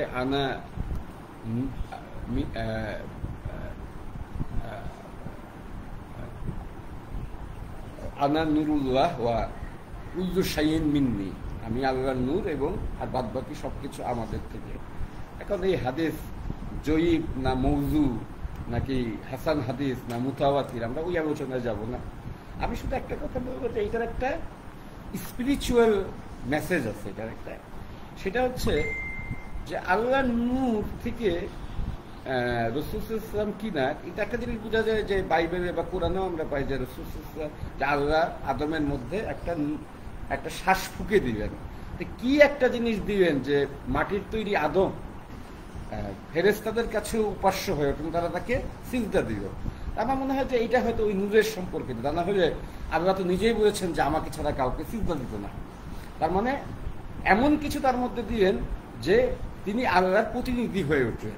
এবং যে কারণে আমি একটা কথা বলি সবসময় যে সূরা আহজাবের ৭২ নম্বর একটা আয়াত, আমরা কিন্তু ধর্মীয় ব্যাখ্যা থেকে ওইখানে যাব, যে আমরা সূরা আহজাবের 72 নম্বর আয়াতে পাই যে যে ইন্না আরাদনাল আমানাতা আলাস সামাওয়াতি ওয়াল আরদি ওয়াল জিবালি ফাআবাইনা আইয়ামানাহা ওয়াশফাকনা মিনহা ওয়া হামালাহাল ইনসানা ইন্নাহু কানা জালুমান জাহুরা। এখানে দেখে যে আল্লাহ এই ট্রাস্ট বা আমানত প্রথমে পাহাড়, সমুদ্র, আকাশ এবং পৃথিবীকে অর্পণ করতে চাইবেন, কিন্তু তারা সেটা গ্রহণ করলো না। মানুষ তা গ্রহণ করলো, কিন্তু সে তার নিজের উপর জুলুম করলো। খুবই প্যারাডক্সিক্যাল কথা, যেখানে আকাশ, পাহাড় বা পৃথিবী সেটা গ্রহণ করে নেই, মানুষ সেটা গ্রহণ করার জন্য তাকে আরো প্রশংসা করার কথা ছিল, অথচ আল্লাহ তাকে বলছেন যে সে অন্ধকারে আচ্ছন্ন, সে নিজের উপর জুলুম করলো। কি এটার অর্থ? এটার অর্থ হচ্ছে যে আমরা যদি ইসলামিক পয়েন্ট অফ ভিউ থেকে দেখি, সেটা হচ্ছে যে ওই যে নূর যেটা নবী পরম্পরায় চলে আসছে, সেইটার একটা ধারাবাহিকতা রাসূল সাল্লাল্লাহু আলাইহি ওয়াসাল্লাম পর্যন্ত ছিল, যে কারণে কেউ যখন ওই আল্লাহর ওই গুণ বা নির্যাস তার মধ্যে না থাকে, তারা যখন দুনিয়া শাসন করে, আল্লাহর খলিফা হয়, তখন জগতে এই হানাহানি, মারামারি বা বৈষম্য এটা থাকে। কিন্তু এখানে একটা সমস্যাও আছে এই কনসেপ্টে, সেটা হচ্ছে ডেমোক্রেটিক জায়গায় কি ব্যাহত হয় কিনা। তো এটা নিয়ে একটা বিষয় হচ্ছে যে এটাকে আমরা আরো বিস্তৃতভাবে ব্যাখ্যা করতে পারি। আর একটু বলি যে ডেমোক্রেসি তো পরের ধরনের। আমরা যদি আদম সন্তান হয়ে থাকি, আদমের মধ্যে যদি ফুঁকে দেয় নূর, সেটা আমার আপনার সবার মধ্যে থাকার কথা। হ্যাঁ, এখন আমরা ধরে নিলাম যে কারোর মধ্যে একটু বেশি গিয়েছে, কারোর মধ্যে কম গিয়েছে। এখন খেয়াল করে দেখবেন যে আমরা যে আহলুল বাইতের কনসেপ্টটা বুঝি, সেটা হচ্ছে রাসূল এবং তার পরিবার।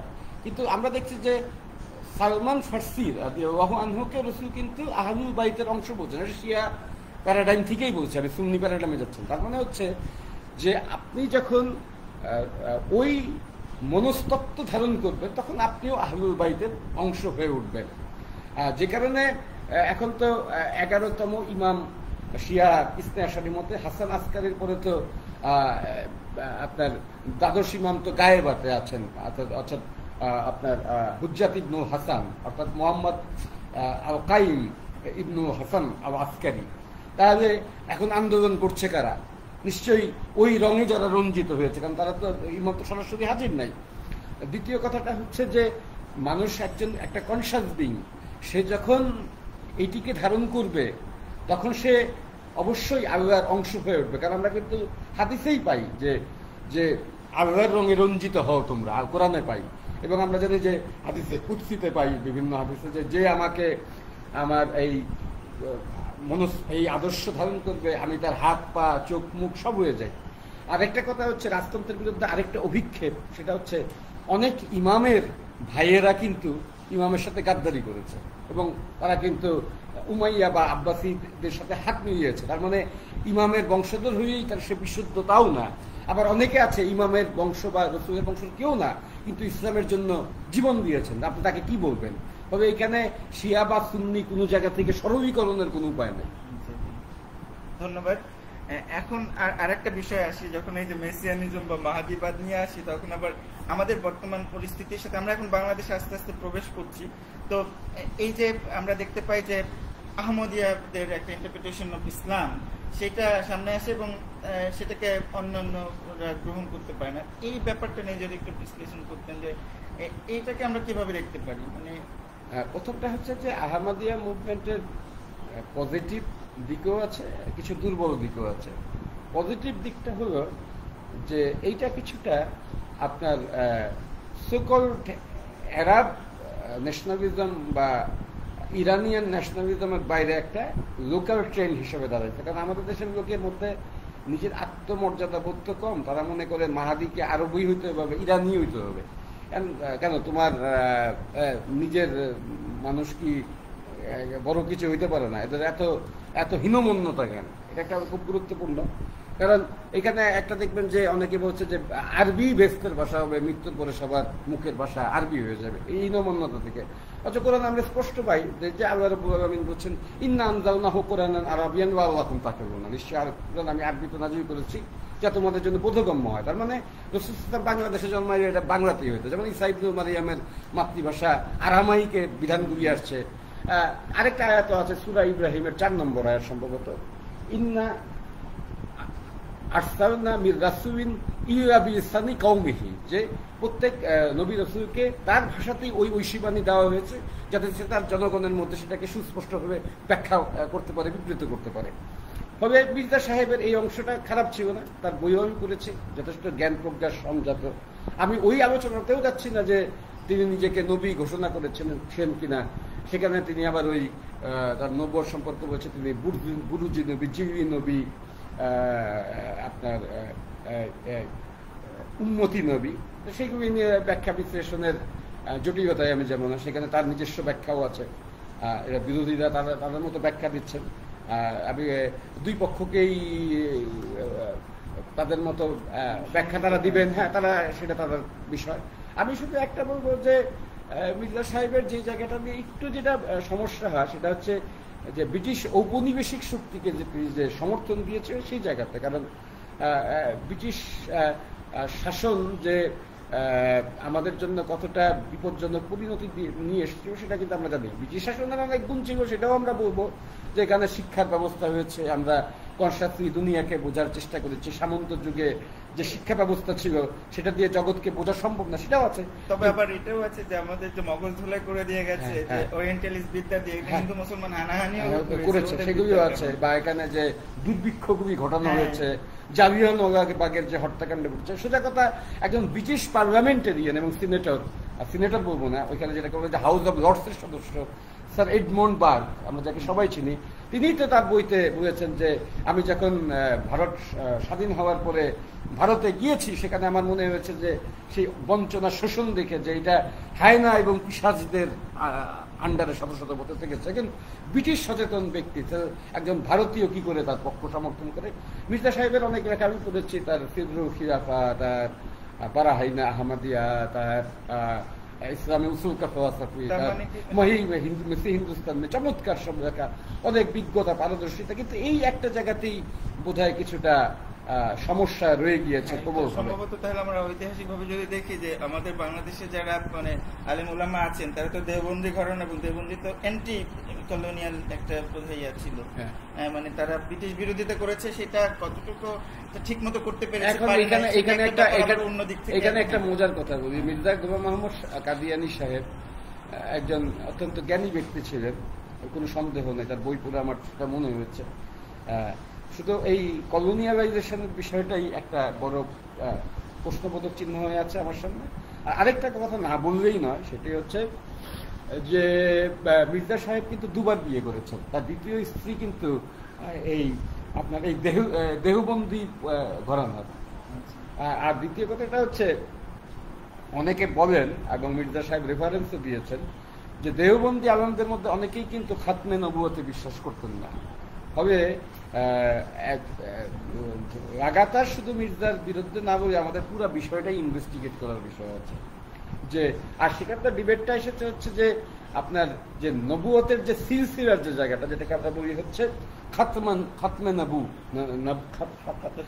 হ্যাঁ খাতমে নবুয়ত, রাসূল হচ্ছে খাতামুল আম্বিয়া, বা যেটা আমরা হাদিস পাই যেটা হচ্ছে আনা কায়েদুল মুরসালিন ওয়া ফাকরানা খাতামুন নবীন ওয়া নবী বাদী। তা এখন কথাটা হচ্ছে যে এটা একটা তর্ক সাপেক্ষ বিষয়, কিন্তু একটা বিষয় বুঝার বিষয় হচ্ছে এইখানে যেটা একটা মেসেজ আছে, পলিটিক্যাল মেসেজও, যে রাসূল ইসলাম যদি শেষ নবী না হন তাহলে কিন্তু ইসলামকে ডেভিয়েট করার নানান রকমের তরিকা তৈরি হবে। তবে এই ইসলামের এই খাতামুল আম্বিয়ার ধারণাটা কিন্তু ইসলামকে ইউনাইটেড রাখার একটা পন্থা, এই বিষয়ে কিন্তু আমাদের সতর্ক হতে হবে। যা তবে এটা আমি মির্জা সাহেবের প্রতি বা অন্যান্যদের প্রতি আমার শ্রদ্ধা রেখেই বলছি। পাশাপাশি আরেকটা ব্যাপার, যখন খতমে নবুয়ত হয় তখন আসলে একটা মানুষের এজেন্সি সাবজেক্টিভিটিও তৈরি হয়, যে মানুষ ইসলামকে বুঝবে এবং সে অনুযায়ী আমল করবে, আর নবীর প্রয়োজন। কারণ আমরা খেয়াল করে দেখি যে মির্জা সাহেবের গোষ্ঠী তো তাও নিজেকে মুসলমান মনে করে, এই নতুন দিনের ডাক দিয়ে কিন্তু বাহাইরা কিন্তু ইসলাম থেকে নতুন ধর্মের ডাক দিয়েছে, এবং ইসলামের মধ্যে একটা ক্ষত তৈরি হয়েছে, যেখানে আমাদের লক্ষ্য হচ্ছে মানুষের মধ্যে ঐক্য তৈরি করা, ডিভিশন না। কিন্তু বাহাইরা কিন্তু একটা ডিভিশন তৈরি করেছে। কিন্তু আপনি যত ডিভিশন তৈরি করবেন, আপনার কিন্তু আইডিওলজিক্যালি সব মানুষকে একত্রিত না করতে পারবে, কিন্তু সাম্য প্রতিষ্ঠা করতে পারবেন না। আমার কথাটা হচ্ছে, আপনি মার্ক্সবাদ থেকেই করেন, ইসলাম থেকেই করেন, একটা পাঠাতন হইতে হবে, সেখানে বিচ্ছিন্নতা আমাদের কোনো কাম্য নয়। ধন্যবাদ। আমরা এখন ওই যে আসি, আপনি ইয়া বলছেন মানবেন্দ্র নাথ রায়, যিনি লেনিনের সাথে দেখা করেছিলেন, এক সময় কমিউনিস্ট ছিলেন, পরে র্যাডিক্যাল হিউম্যানিস্ট হিসেবে দাবি করেছেন এবং কমিউনিজমের ক্রিটিকও করেছেন। যাক, উনি যেটা বলছেন হিস্ট্রিক্যাল রোল অফ ইসলাম, যেটা বাংলা অনুবাদও হয়েছে, যে ইসলামের ঐতিহাসিক ভূমিকা, তো ওইখানে উনি বলছেন যে যখন ইসলাম দক্ষিণ এশিয়ায় এসে যে তার যে বিপ্লবী ভূমিকা ছিল সেটা পালন করতে পারেনি। এটা বলতে উনি কি বুঝেছেন, মানে ওনার বক্তব্য? এইটার সাথে আমি পুরোপুরি একমত না। প্রথমটা হচ্ছে যে হ্যাঁ, একটা কথা, একটা শব্দ ওরিয়েন্টালিস্ট ব্যবহার করেন, সিনক্রেটিক ইসলাম, অর্থাৎ ইসলাম যেখানে গেছে সেখানে তার মতো একটা চরিত্র ধারণ করেছে। আমার কথাটা পরিষ্কার যে সিনক্রেটিজম সব ধর্মের বা সব মতাদর্শেরই স্বাভাবিক পরিণতি। কারণটা হচ্ছে, যেমন আমি আপনাকে জহিরকে বলতে পারি, আপনি নিশ্চয়ই ইসলাম পালন করতে যায় হুবহু আরবদের মতো রুটি মাংস খাওয়া শুরু করবেন, আপনি ভাতই খাবেন, আপনি রাত্রে নিশ্চয়ই লুঙ্গি পরেই শুইতে কমফোর্ট ফিল করেন। ফলে এটা হচ্ছে নতুন কিছু সে গ্রহণ করবে, এবং এটা নিয়েও সমস্যা নাই, কারণ আল্লাহ রসুল আপনাকে ইসলাম গ্রহণ করতে বলছেন, আরব কালচারকে গ্রহণ করতে বলেন নাই। আমি এক মহিলার কথা বলছি, ডক্টর সাসকিয়া, যদি বাংলাদেশে প্রায় আসতো, আমার মার সাথে কিছুটা পরিচিত। উনি ডাচ একজন মহিলা, ব্রিটেন নেদারল্যান্ডসের পড়ান, অত্যন্ত বিজ্ঞ মহিলা, অত্যন্ত স্কলার, নেদারল্যান্ডসের বিখ্যাত ইউনিভার্সিটি উনি পড়ান। উনি 90-এর দশকে ইসলাম ধর্ম গ্রহণ করেন, কিন্তু উনি কিন্তু ওই প্যান্ট শার্টই পরেন। উনি বলছেন স্বাধীন পোশাক পরলেই হলো, তার বলছেন মিনি স্কার্ট তো করতে হবে না। বলছে যে স্বাধীন পোশাকের মধ্যে আমরা ইসলামের বিধানকে মেনে চলতে পারি, আমাদেরকে হুবহু আরব হইতে হবে না। আমি যেটা বললাম যে এখানকে তো আরবাইজেশন করতে যে আপনাকে আর মানে বেহেশতের ভাষা আরবি বইয়ে ফেলছেন, যেখানে আমি দুটা উদাহরণ দিলাম কোরআন থেকে, যে যেখানে লোকাল ভাষার প্রতি ইঙ্গিত দেওয়া হয়েছে, এবং যে কোনো জায়গায় ভাষার আপনার ধর্মীয় আন্দোলনগুলি লোকাল ভাষাতে হয়েছে, এবং আমরা যে মার্টিন লুথারের সমালোচনা করি, একটা গুরুত্বপূর্ণ দিক কিন্তু তার আছে। সেটা হচ্ছে তিনি কিন্তু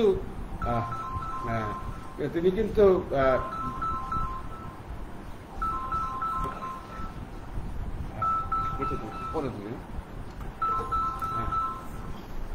বন্ধ। আচ্ছা আচ্ছা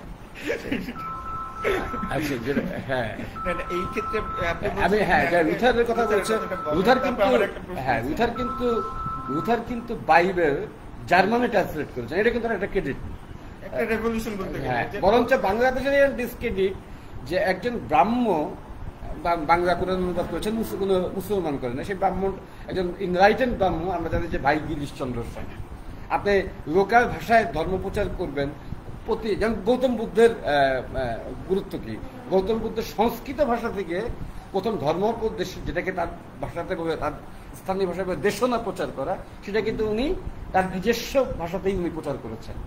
আর এখানকার লোকজন কতটা মূর্খ যে তারা তার মাতৃভাষাকেই সম্মান দিতে পারে নাই। অনেকে বলে যে সিরাজউদ্দৌলাকে কেন ব্রিটিশরা যখন করলো, পরাজিত করলো প্রবাসী রামরো কাননে, তখন সাধারণ মানুষজন কেন আগে গেল না। তারা তো এখানকার লোকের ভাষাকেই একটু করতো না, ভাষায় বাড়িতে ফার্সি বলতো, রাজদরবারে ঘরে বলতো উর্দু। আপনার তার সাধারণ লোকের কাছে সিরাজউদ্দৌলা কি আর ব্রিটিশ কি একই রকম ছিল। তবে অবশ্যই এই কথা সত্য যে ব্রিটিশদের ক্ষমতারোহণের পরে অবস্থা আরো খারাপ হয়েছিল। আর একটা গল্প আছে যে আমি রামপ্রসাদের শ্যামাসঙ্গীত এবং নজরুলের শ্যামাসঙ্গীত নিয়ে একটা লেখার চেষ্টা করছি অনেকদিন ধরে। সেখানে একটা গল্প প্রচলিত আছে, একটা বইতে পেলাম যে সিরাজউদ্দৌলা শ্যামাসঙ্গীত শুনেছেন নদীতে নৌকায় চড়ে, এবং রামপ্রসাদকে পুরস্কৃত করেছেন, এমন একটা গল্প আছে। যাই হোক, লোকাল সংস্কৃতিকে কতটা গ্রহণ করেছিলেন সেটা আমরা ভিন্ন তর্কের বিষয়, ভিন্নভাবে আলোচনা আরেকটু বিস্তারিত করা দরকার। আমার অন্য একটা জায়গা থেকে প্রশ্ন ছিল, আমি প্রশ্নটাকে, এই যে সিনক্রেটিজমের কথা বলা হলো, যে বর্তমানে আমি একটা কথা পরে ভুলে যাব, যে আপনি বলছেন যে এখানকার ইসলাম নখদন্তহীন, মানে দক্ষিণ এশিয়াতে সে কোনো বিপ্লব করে নাই। আমি এখানে দেখেন বঙ্গতে কিন্তু ইসলাম প্রচার করতে যে হযরত শাহজালাল কিন্তু রীতিমতো গৌরগোবিন্দের বিরুদ্ধে সামরিক যুদ্ধই করেছে। আর দ্বিতীয় কথাটা হচ্ছে সিনক্রেটিজম কোনো দোষের কিছু না। দেখেন, সাম্য প্রতিষ্ঠা করার ক্ষেত্রে এর একটা ঐতিহাসিক দিক আছে। যেমন আমি ডক্টর গৌরী সেনের কথা বলতে পারি। উনি বলছেন যে বৈষ্ণব ধর্মের যে মানবীয় রূপ, যেটা শ্রী চৈতন্যদেব গ্রহণ করেছেন এবং যারা একটা উজ্জ্বল প্রকাশ আমরা দেখতে পাই নিত্যানন্দের মধ্যে, অত্যন্ত মানবতাবাদী ধারা, এবং যেটা আমরা ফকির লালনের মধ্যেও দেখতে পাই, তারা কিন্তু ইসলাম থেকেই এই সাম্যবাদী ধারণা গ্রহণ করেছে। এবং ডক্টর গৌরী সেন একটি বৈষ্ণব ধর্মের আলোচনাতে এটা সুস্পষ্টভাবে বলেছেন না। তবে সিনক্রেটিজম আমার মতে দোষের কিছু নাই, কারণ আপনি দেখবেন যে ওইভাবে চিন্তা করলে ঈসা আলাইহিসসালামকেও ইহুদিরা বলতো যে তুমি তো তোরার বিধান মতো 100% না, বা খ্রিস্টানরা বলতো হযরত মুহাম্মদ সাল্লাল্লাহু আলাইহি ওয়াসাল্লাম সম্পর্কে যে হ্যাঁ তুমি তো আমাদের কেউ না, কারণ তারা আক্ষরিকভাবে মিলাইতে চাইত। তো সেই জায়গা থেকে আসলে সিনক্রেটিজম দিয়ে বিচার করতে গেলে কোনো নতুন মতাদর্শ আসার এটা একটা সুগম পন্থা। আর সিনক্রেটিজমকে আপনার আউটলুক করতে গেলে সবকিছুকেই বাদ দিতে হয়। এইখানে আমার প্রশ্ন, আমার কথা হচ্ছে ইসলামের মানে বিপ্লবী ধারণা বা সাম্যের বৈপ্লবিক ধারণা মানে এই না যে সবসময় যুদ্ধ করে সেটা প্রতিষ্ঠা করতে হবে। আমি আপনার সাথে একমত, যে কারণে আমি চৈতন্যদেবের কথা বললাম। চৈতন্য ইসলামের সেই সাম্যবাদটা গ্রহণ করেছিলেন, কিন্তু তিনি কোনো মিলিটেন্ট অ্যাকশনে যান নাই। আমি বলছি না যে সাম্যবাদ মানেই আপনার মিলিটেন্সি, অবশ্যই না। আমি বললাম যে ইসলামের দুই ধারা আছে এবং বঙ্গাঞ্চলে তার দুইটার প্রয়োগই ঘটেছে।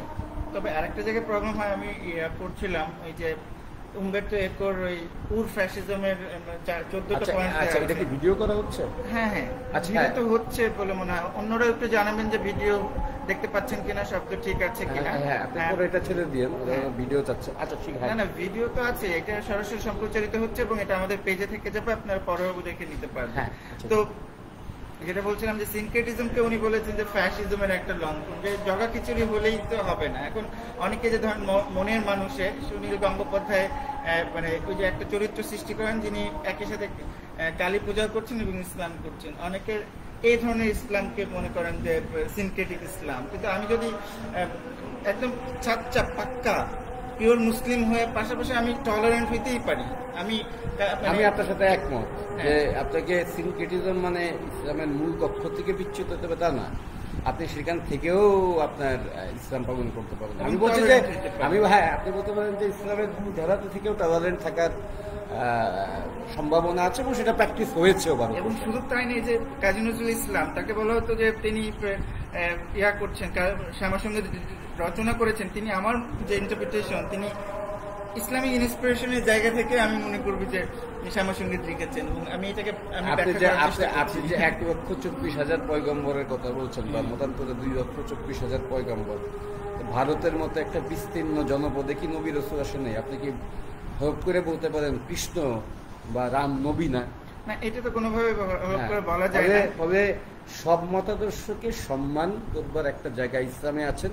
সে কারণেই বলা হয়েছে যে আল্লাহ রসুল আল্লাহ সমস্ত জায়গাতেই নবী রাসূল প্রেরণ করেছেন। এবং আমি যেটা বললাম যে ওমা কুন্না মুআযযাবিনা হাত্তা নাবআসা রাসূলান, এখন বিভিন্ন জায়গাতে বিভিন্নভাবে মতাদর্শগুলি প্রচারিত হয়েছে। সেটা ইসলাম আসার পরও সেগুলির গুরুত্ব রয়ে গেছে। কারণ আমরা মাঝে মাঝেই বলি যে এই ধর্ম ওই ধর্ম রদ হয়ে গেছে, কিন্তু কথাটা হচ্ছে যে ইসলাম পর্যালোচনার জন্য ওই সব ধর্মগুলি জানা বোঝা জরুরি। ধন্যবাদ। তো আমরা আর বেশিক্ষণ সময় নেব না। এখন আমাদের কথা হচ্ছে আমাদের ইতিহাস যদি পর্যালোচনা করি, সেখানে ইসলামের যে এই যে সাম্যবাদী ইসলামের ধারণা, সেটা কতখানি আমাদের এখানে আমাদের এই বাংলায় তার দেখা আমরা পাই, কিভাবে পাই? সাম্যবাদী ইসলাম বাংলাদেশে একেবারেই কায়েম হয়নি। কিছুটা চেষ্টা করেছিলেন হাজী শরীয়তুল্লাহ তার ফরায়েজি আন্দোলনে। সেখানে একটা অদ্ভুত ঘটনাও তিনি ঘটিয়েছিলেন, যেটা আমরা বিভিন্ন বইতেই পাই।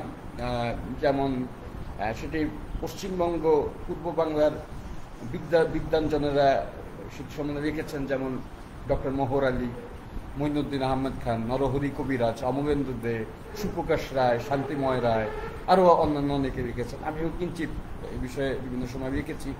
সেখানে দেখবেন যে ব্রিটিশের বিরুদ্ধে তার যে আন্দোলন, সেখানে কিন্তু তার সাথে হিন্দুরা, এমনকি লোকাল খ্রিস্টানরাও তার সাথে যুক্ত হয়েছিল। তারা বুঝতে পেরেছিল যে লোকাল খ্রিস্টান, যে আমি নেটিভ কালা খ্রিস্টান, আমি ওই সাদা খ্রিস্টানের পাতে উঠি নাই, সে আমাকে নেটিভ হিসেবেই ট্রিট করে। এবং সেটা নয়া মিয়া পর্যন্ত, বিশেষ করে দুদু মিয়া চরমভাবে এই একটা সাম্যবাদী স্ট্রাকচার গঠন করেছে এবং নয়ামিয়া পর্যন্ত এটা ছিল, এবং সেখানে সাম্যবাদী প্রক্রিয়ায় একটা সমাজ গঠন করা হয়েছিল যেখানে তারা ন্যায় বিচার করতেন, বিদেশি শাসনের প্রতি তাদের আন্তরিকতা ছিল না। কিন্তু তারপরে তো এই আন্দোলনও কিছুটা ব্যাহত হয়, এদের অনেকে সকল পাকিস্তানপন্থী হয়ে ওঠে, যে পাকিস্তানিরা আবার এক সময় আমাদেরকে অমুসলমান ভাবতে শুরু করে, যেটা ইসলামের একটা বরখেলাপ, এবং তাদের ঔপনিবেশিক আচরণ ইসলামের মূল স্পিরিট থেকে তাদেরকে কক্ষচ্যুত করেছে। এরপরে আর আমি বঙ্গাঞ্চলে এখন পর্যন্ত ইসলামের ওই মানব হিতৈষী এবং সর্বজন মান্য কোনো ইসলামিক ট্রেন্ড এখন আর পর্যন্ত আমি দেখি না।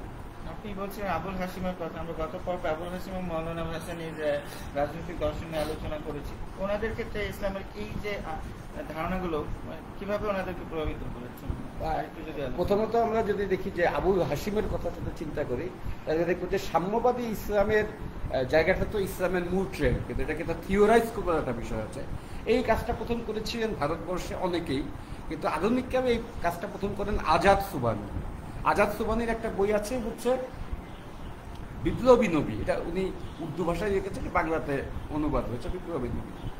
আজাদ সুবানি ভাবশিষ্য ছিলেন হচ্ছে আবু হাসিম সাহেব, যিনি মার্কসবাদী তাত্ত্বিক বদরুদ্দিন ওমরের বাবা, এবং একসময় অখণ্ড বঙ্গের মুখ্যমন্ত্রীও ছিলেন বোধহয়। মুখ্যমন্ত্রী ছিলেন না, বঙ্গীয় মুসলিম লীগের সাধারণ সম্পাদক ছিলেন। আসাম থেকে উনি পরে বাংলাদেশে চলে আসেন। তো এইখানে আমরা দেখতে পাই যে তাদের মধ্যে এই রসুলের বিপ্লবী পন্থায় মানুষের সাম্য প্রতিষ্ঠার যে লড়াই, এটাকে তারা ফোকাস করেছেন।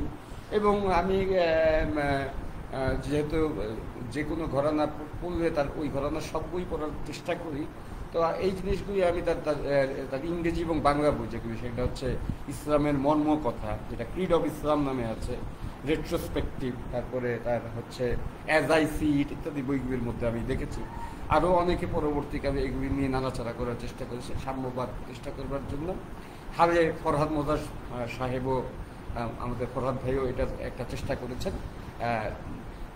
যদিও ফরহাদ ভাইয়ের একটা সমস্যা হয় যে উনি এত কিছু নিয়ে আসেন, ফলে এইটার শেষে উনি কি বলছেন সেটা আর সাধারণ বক্তা বুঝতে পারেন, সাধারণ পাঠক বুঝতে পারে না। এইটার অনেক সময় আপনার 7-10 চক্রে ভগবান ভূত হয়ে যায়। তো আমার বুঝতে অসুবিধা হয় না ফরহাদ ভাইয়ের বিষয়গুলিকে, যেহেতু আমি অনেকদিন ধরে তার লেখা পড়ি, কিন্তু অনেকের কাছে এই বিষয়গুলি দুর্বোধ্য হয়ে যায়।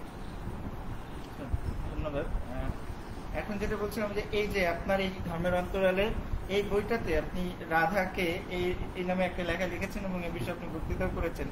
এখন আমি আহমদ শরীফের লেখা পড়ছিলাম 2021 সালে, আমরা একটা সিরিজ আলোচনা করেছিলাম, ওখানে আমরা বৈষ্ণব চৈতন্যের প্রসঙ্গে এনেছিলাম এবং জাতপাত বিরোধী আন্দোলনের কথা এনেছিলাম। তো এই যে মানে কথা হচ্ছে ইসলামের প্রভাবটা তো সরাসরি ধর্মান্তকরণে হওয়ার প্রয়োজন নেই, সাংস্কৃতিক প্রভাব, রাজনৈতিক প্রভাব অন্যভাবেও হতে পারে, যেটা আমি চৈতন্যের কথা বলবো। হ্যাঁ, সেটাই। তো এই যে বৈষ্ণব আন্দোলনের ক্ষেত্রে মানে ইসলামের যে সুফিবাদী ধারণার কি কোনো প্রভাব পড়েছিল, এটার দাবি হচ্ছে আহমদ শরীফের, আপনি কি একমত কিনা? আমি এইটা শুধু আহমদ শরীফের না, আমি যে একটু আগে যে ডক্টর গৌরী সেনের কথা বললাম, উনিও এই একই কথাই বলেছেন। আরও কলকাতাতে যারা বৈষ্ণব সাহিত্য নিয়ে কাজ করেছেন, যেমন একজন হচ্ছে সম্ভবত ডক্টর পারুল ঘোষ, তিনিও লিখেছেন যে চৈতন্যের যে আন্দোলন, যে আধ্যাত্মিক এবং প্রেমধর্মী বা প্রেমমার্গী আন্দোলন, সেটির মূল নির্যাস ইসলামের সুফিবাদ থেকে এসেছে। এখন সুফিবাদ নিজেও একটা কি বলবো নির্জলা কিছু না। সুফিজমের মধ্যে জিউইশ কাব্বালিজম বা খ্রিস্টান অতীন্দ্রিয়বাদীদের সমন্বয় ঘটেছে, এবং আমরা জানি যে প্রথম যুগের যারা সুফি তাদের অনেকে কিন্তু ইসলাম আসার আগে, এবং তারা বেশিরভাগই হচ্ছেন খ্রিস্টান মোনাস্টিক, যারা মনস, যারা বিভিন্ন মোনাস্ট্রিতে থাকতেন। তো সেখানে আমরা যিশুর মধ্যে সেটা দেখতে পাই যে ঈশ্বরের সাথে তার যে প্রেমের সম্পর্ক, আর রসুলের মধ্যে আমরা সবগুলি গুণ দেখতে পাই। এক জায়গায় রসুল আল্লাহর সেবক, এক জায়গায় তিনি নিতান্তই তার বান্দা, তার হুকুম পালন করছেন এবং তার ভয়ে তিনি কম্পমান, কিন্তু আরেক জায়গায় কিন্তু তিনি হাবিব, তিনি তার প্রিয় বন্ধু, তার প্রেমিক, তার শরীর। ইসলামে আসলে সবগুলি ট্রেন্ডই আছে, ইসলামের একটি না, এই সবগুলো ট্রেন্ড নিয়েই ইসলাম। আর যারা সুফিবাদের যে ঘটনাগুলি আমরা দেখি সেখানে তারা শুধুমাত্র প্রেম মার্গকে নিয়েছেন, এখন তারা ঠিক করেছেন না ভুল করেছেন সেটা বিতর্কের বিষয় আছে, আমার ওই আলোচনায় আমরা যাচ্ছি না। কিন্তু ইসলামের সুফিবাদের ধারা যে বৈষ্ণববাদের মধ্যে প্রগাঢ়, সেটি যারা নন মুসলিম স্কলার তাদেরও অনেকেই এটা স্বীকার করেছেন। যেমন আমি একটা উদাহরণ দিতে পারি, কিছুদিন আগে একটা বই পড়লাম, আমি নামটা ভুলে গেলাম, সম্ভবত এটা রাইটার হচ্ছেন পবিত্র মুখোপাধ্যায় বা সামথিং, যারা একটা বই বেরিয়েছে যে সুফি ইসলামের উৎস সন্ধানে। সম্ভবত সেখানেও কিন্তু আমরা দেখতে পাই যে সুফিবাদ বৈষ্ণবদের মধ্যেও তার প্রভাব বিস্তার করেছে। কথাটা হচ্ছে যে মনের দুয়ার তো কেউ বন্ধ করে দিয়ে নাই যে আমি সুফিবাদ থেকে গ্রহণ করবই না, এখানে একটা স্কেপ এঁটে দিয়েছি, ঠিক না? যেহেতু মানব সভ্যতা হচ্ছে আদান প্রদানের সভ্যতা, তখন এই আদান প্রদান মানব সভ্যতাতে হচ্ছে একমাত্র আমি এইটা নিয়েছি, এটাই পুরোপুরি আমি এটার প্রবক্তা, এটা একটা ডগম্যাটিক ধারণা। ঠিক আছে। আর পাশাপাশি আর একটা বিষয় যে আমরা কেউ একটু ভিন্ন রকমের ইন্টারপ্রিটেশন দিলে, ব্যাখ্যা করলো বা তাফসীর করলো বলে সে খারিজ হয়ে গেল, সেটা জ্ঞান জগতে একেবারেই অগ্রহণযোগ্য যে ভিন্ন মত পোষণ করবে তাকে আমি রিজেক্ট করে দেব। বটে তো এমনকি আল্লাহর কাছে, কারণ সর্বশেষ চূড়ান্ত সিদ্ধান্ত কোনটা সঠিক ইসলাম সেটার সিদ্ধান্ত নেবার দায়িত্ব, অধিক্ষেত্র, এখতিয়ার বা জুরিসডিকশন একমাত্র আল্লাহর। এটা তো যৌক্তিক ভাবেও বটে, কারণ 1500 বছর আগে বা 1400 বছর আগে ইসলাম কি রূপে ছিল এটা তো এখন আর বলার কোনো উপায় নেই, একমাত্র কোনো গর্ধবই বলবে যে সেই সবকিছু জেনে বসে আছে। আমরা এত স্ট্রংলি বলবো না। আমি মাঝে মাঝে হ্যামারিং করতে পছন্দ করি, কারণ ওই যে একটা কথা আছে না যে ওই যে যদি কি বলে রবীন্দ্রনাথ ঠাকুর আদমরাদের ঘামের তুই বাঁচা, তো ওই জায়গা থেকে না, তবে বেশি ঘা দিলে মারাও যেতে পারে। সুতরাং আমরা আমাদের এই বাংলাদেশে আর মরতে বাকি আছে কি, এরা তো মরেই আছে। ওই যে কুরুক্ষেত্রের যুদ্ধে কৃষ্ণ অর্জুনদের বলছিল যে আমি আর কি মারবো, এরা তো মরেই আছে, তুমি শুধু কারণ হবো মাত্র। সেটা আবার জটিল ব্যাখ্যা। আমি একটু মজা করলাম, কেন আমাদের কি মজাও করতে নেই? না, আশা করি দর্শকেরা মজার ছলে দেখবেন। আমরা কারণ আমি বিশ্বাস করি, আমরা সবাই বিশ্বাস করি যে মানুষের মর্যাদা আছে সব মানুষের, এবং সবাই যেহেতু আদম সন্তান, সেও যে আল্লাহ যে ফুঁকে দিয়েছিল স্পিরিটটা সবাই ধারণ করে, বাট ওই স্পিরিটে ধারণ করে উজ্জীবিত হয়ে ইসলামের যে মানে জ্ঞানের যে সমাজ তৈরির একটা স্বপ্ন ইসলামের এক সময় দেখেছিল, এবং সাম্যের সমাজ প্রতিষ্ঠার যে অঙ্গীকার ইসলামের মধ্যে আছে সেটা দিকে যেতে আমরা চাই। এখানে আমি এই সাথে আমি জহিরের সাথে এটাও অ্যাড করতে চাই যে অবশ্যই আমাদের কথাতেই যে সবার এগ্রি হইতে হবে, আমাদের কথাতেই যে তারা মতৈক্য আসতে হবে কথা না, এটা একটা ইন্টেলেকচুয়াল আলোচনা, আপনাদেরও নিজস্ব মত থাকতেই পারে, এখানে আমাদের চাপিয়ে দেওয়ার কিছু না, আমরা আমাদের ওপিনিয়নগুলি শেয়ার করছি। এই ক্ষেত্রে শেষের দিকে আমার একটা প্রশ্ন এই বিষয়ে আপনার আলোচনা চাই, এরপরে আমরা দর্শকের প্রশ্ন উত্তর দিয়ে শেষ করে দেবো, কারণ এই যে জুম্মার নামাজ শুরু হয়ে যাবে। তো আমরা যেটা বলছিলাম যে এই যে আপনি বলছিলেন যে ফরাজি আন্দোলনে ইতিবাচক দিক আছে, সামনের দিক আছে, আবার ফরাজি আন্দোলন নিয়ে যেমন রমেশ বা মাঝবান্ডির গানও লিখেছে, ও ফরাজি ভাই গান বাজনা মানে কে তোমরা বন্ধ করে দেখো কেন, এটা আমি পুরো গানটা কলি ভরে গেলাম, এরকম একটা ব্যাপার আছে। একটা দিক রমেশ মাঝবান্ডারি নিয়ে প্রচুর, চট্টগ্রামে আছে যে এক নাম যে তার ফটিক ছুরি, আজগুবি এক কল্পসাই আমার বাবা ভান্ডারি, এটাও রমেশের গান। তো এরকম আছে, যেমন ফরাজি আন্দোলন ইতিবাচক দিক আছে, কেউ কেউ আবার সমালোচনাও করে। আবার এই যে সুফিবাদীদের দেখা যায় যে তাদের নিষ্ক্রিয়তা ছিল, এবং এই সময় দেখা যায় যে ওয়েস্ট বাইনার ইত্যাদি বা এই নিষ্ক্রিয়তার কারণে বোধহয় সুফিবাদকে পছন্দ করে, যে তারা হয়তো সমাজের মানে লাঞ্ছিত বঞ্চিতদের মাথা ঘামায় না, তারা নিজেদের পরকালিক মানে পরলৌকিক মুক্তির কথা নিয়ে করে। তো একটা কঠিন জায়গায় আমার টাইম একটা কঠিন মন্তব্য করার জন্য আপনি কিভাবে দেখেন? আমি শুধু একটা উদাহরণ দিব, সময় কম, সেটা হচ্ছে আমি মসনবী থেকে একটা উদাহরণ দিব। দেখবেন যে রুমির মসনবী পশ্চিমে খুব জনপ্রিয়, কারণ কি, একটা উদাহরণ দিই। মসনবীতে একটা কথা আছে, রুমি বলছেন যে যখন আমি নির্বোধ বা বোকা ছিলাম, আমি পৃথিবীকে পরিবর্তন করতে চেতাম, আমি এখন বুদ্ধিমান, তবে আমি নিজেই নিজেকে পরিবর্তন করে ফেলেছি। তার মানে হচ্ছে মানুষের সাম্য প্রতিষ্ঠার জন্য আমাদের যে বিপ্লবী লড়াই, সেগুলি হচ্ছে বোকার কাজ। আর মানায় নেওয়াটাই হচ্ছে বুদ্ধিমানের লক্ষণ। তবে আমি তো বলতে পারি এই জাতীয় ন্যারেটিভ সাম্রাজ্যবাদীদের জন্য অত্যন্ত ফলপ্রসূ এবং তাদের জন্য সুখদায়ক, যে কারণে রুমিকে হয়তো তারা লুফে নিয়েছেন। আমি বলবো না রুমির সবকিছু খারাপ, রুমির অনেক হ্যাঁ আমার পছন্দের জায়গাও আছে। যেমন ওই একটা শ্লোক রুমির বাণী তোমার খুব প্রিয়, যে একজন রুমি বলছেন যে এক বান্দা বলছেন যে হে আল্লাহ, তুমি আমার উপর কতই না অমেহেরবান, নাখোশ, যে তুমি আমাকে এই সমুদ্রের মধ্যে ফেলে দিয়েছ। তখন আল্লাহ তাকে জবাব দিলেন, আমি জানি যে তোমার শত্রুরা সাঁতার জানে না। তো এই বাণীগুলো সুন্দর আছে, কিন্তু তার মধ্যে প্রচ্ছন্ন আছে ওই বাণীগুলো যেগুলি সাম্রাজ্যবাদীদের পক্ষেও যায়। তা আমরা যেটা আমার কথাটা হচ্ছে, আমরা যে শুধু রুমিকে চুমু দিব তাও না, মাঝে মাঝে ব্যথাঘাত করবো। আপনি খুবই স্ট্রং মানে বলিষ্ঠ কথাবার্তা বলেন, যেটা মানে মাঝে মাঝে আত্মরাতের ঘা মেরে তুই বাঁচা। না না, ঘামাতে যে আপনি মেরে ফেলে ঝুঁকি তৈরি করতে পারেন না, একটু ঠান্ডা ঠান্ডা। ওই ব্যাটটা কঠিন কিছু না, ওইটা পালক দিয়ে তৈরি। যাই হোক, তো আমাদের মূল আলোচনা শেষ হয়েছে, মানে শেষ তো আসলে হয়নি, বাট আমাদের শেষ করতে হবে কোথাও। তো এখন আমরা দর্শকদের প্রশ্নোত্তর পর্বটা কিছু সময়ের জন্য চালু করে তারপর আমরা শেষ করে দেবো, চালু রেখে শেষ করে দেবো।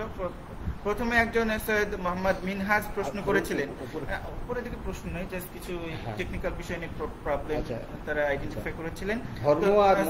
আমি নামটা সহ আমি করছি, আপনি উত্তর দিন। সৈয়দ মোহাম্মদ মিনহাজ বলছেন যে ধর্ম আর মতবাদের পার্থক্য কি, মতবাদ কি কখনো ধর্মের মতো সংবেদনশীল হয়ে উঠতে পারে কিনা, এটা নিয়ে অনেক। প্রথমত হচ্ছে ধর্ম আর মতবাদের মধ্যে আসলে কোনো পার্থক্য নেই। সব ধর্মই মতবাদ, কিন্তু সব মতবাদ ধর্ম নয়।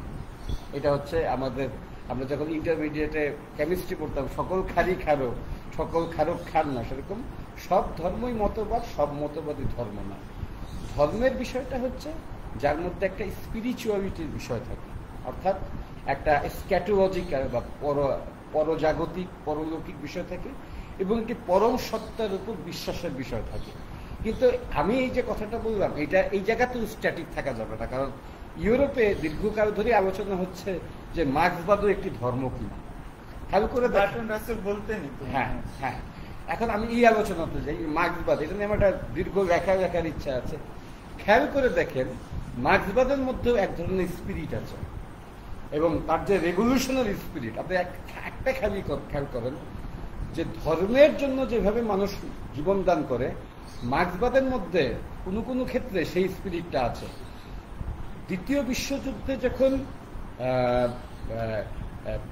হিটলার আপনার এই মোলোটভ রিবেনট্রপ ট্রিটি ভঙ্গ করলেন, যে ট্রিটিটা ছিল মোলোটভ এবং রিবেনট্রপ যে ট্রিটিটা করেছিলেন যে রাশিয়া কখনো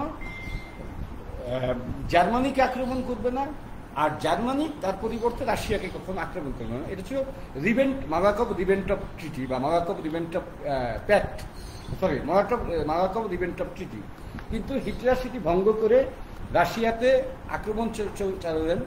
তখন বিশ্বের প্রথম সমাজতান্ত্রিক রাষ্ট্র সোভিয়েত ইউনিয়ন এইটাকে রুখবার জন্য পৃথিবীর সবচেয়ে বৃহৎ সেনাবাহিনীর সন্নিবেশ ঘটিয়েছেন, যে সে সময় 1 কোটি ফৌজার পৃথিবীতে নেমেছিল তাদের প্রথম সাম্যবাদী রাষ্ট্রকে টিকিয়ে রাখার জন্য, যেটাকে বলা হয় the biggest land force in the history of mankind.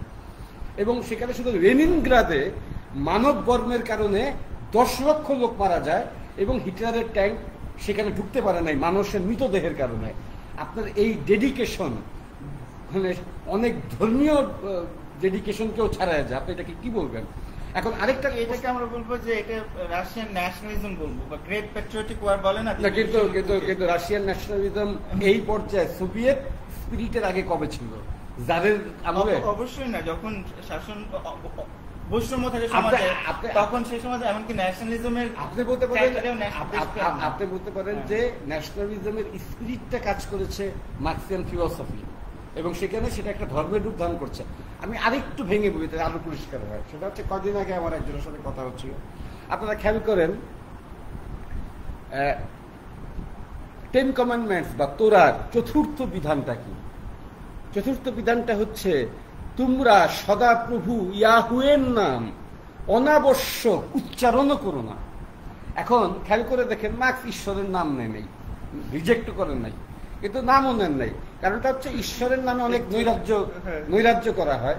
আমরা যদি এবং এজিকিয়েল, জেরেমিয়া, জেসাইয়া এবং মিকার যে কথা আমরা বললাম বাইবেলের ওল্ড টেস্টামেন্টে, সেখানেও কিন্তু আমরা দেখি যে তারা কিন্তু কোনো ঈশ্বরের নাম নেন নাই। কারণ ঈশ্বরের নাম নিয়েই ফাতরামিগুলি হয়েছে অনেক সময়, যে কারণে কিন্তু জম্বু দ্বীপেও আজ থেকে 2500 বছর আগে যখন গৌতম বুদ্ধ ছিলেন, গৌতম বুদ্ধ এবং জৈন ধর্মের প্রবর্তক অজিন নাথপুত্র বা অজিন জ্ঞাতপুত্র মহাবীর কিংবা পুকুচ কচ্চায়ন, মোক্ষামী গোসাল, অজিত কেশকম্বী কিংবা চারবাক বা চারবাকগণ যদি তারা প্লুরাল হয়, তারা কিন্তু ঈশ্বরের নাম বাদ দিয়ে এক ধরনের ধর্মীয় রিফরমেশনের ডাক দিয়েছেন। কারণ ঈশ্বরের নামে ব্রাহ্মণ্যবাদের নৈরাজ্য চলছিল। এখন আমরা যদি এগুলি চিন্তা করি, তাহলে আমরা দেখি মার্কসকেও কিন্তু আমরা ওই বর্গে ফেলতে পারি যে এক ধরনের জিউইশ স্পিরিটও তার মধ্যে থাকতে পারে। অবশ্যই এখানে আমি জুদাইজম বা জিউইশ স্পিরিটকে নেগেটিভ বা নেতিবাচক কিছু বলছি না। কারণ খেয়াল করে দেখবেন, মার্কসের পিতা হাইনরিশ মার্কস তিনি কিন্তু ধর্মান্তরিত হয়েছিলেন জাস্ট কাইজার ভিলহেম, আপনি বলবেন উইলিয়াম, কাইজার ভিলহেম বা সম্রাট এম্পায়ার উইলিয়াম তখন জার্মানিতে একটা ইনজাংশন জারি করেছিলেন যে সরকারি কোনো বড় পদে ইহুদি থাকতে পারবেন না।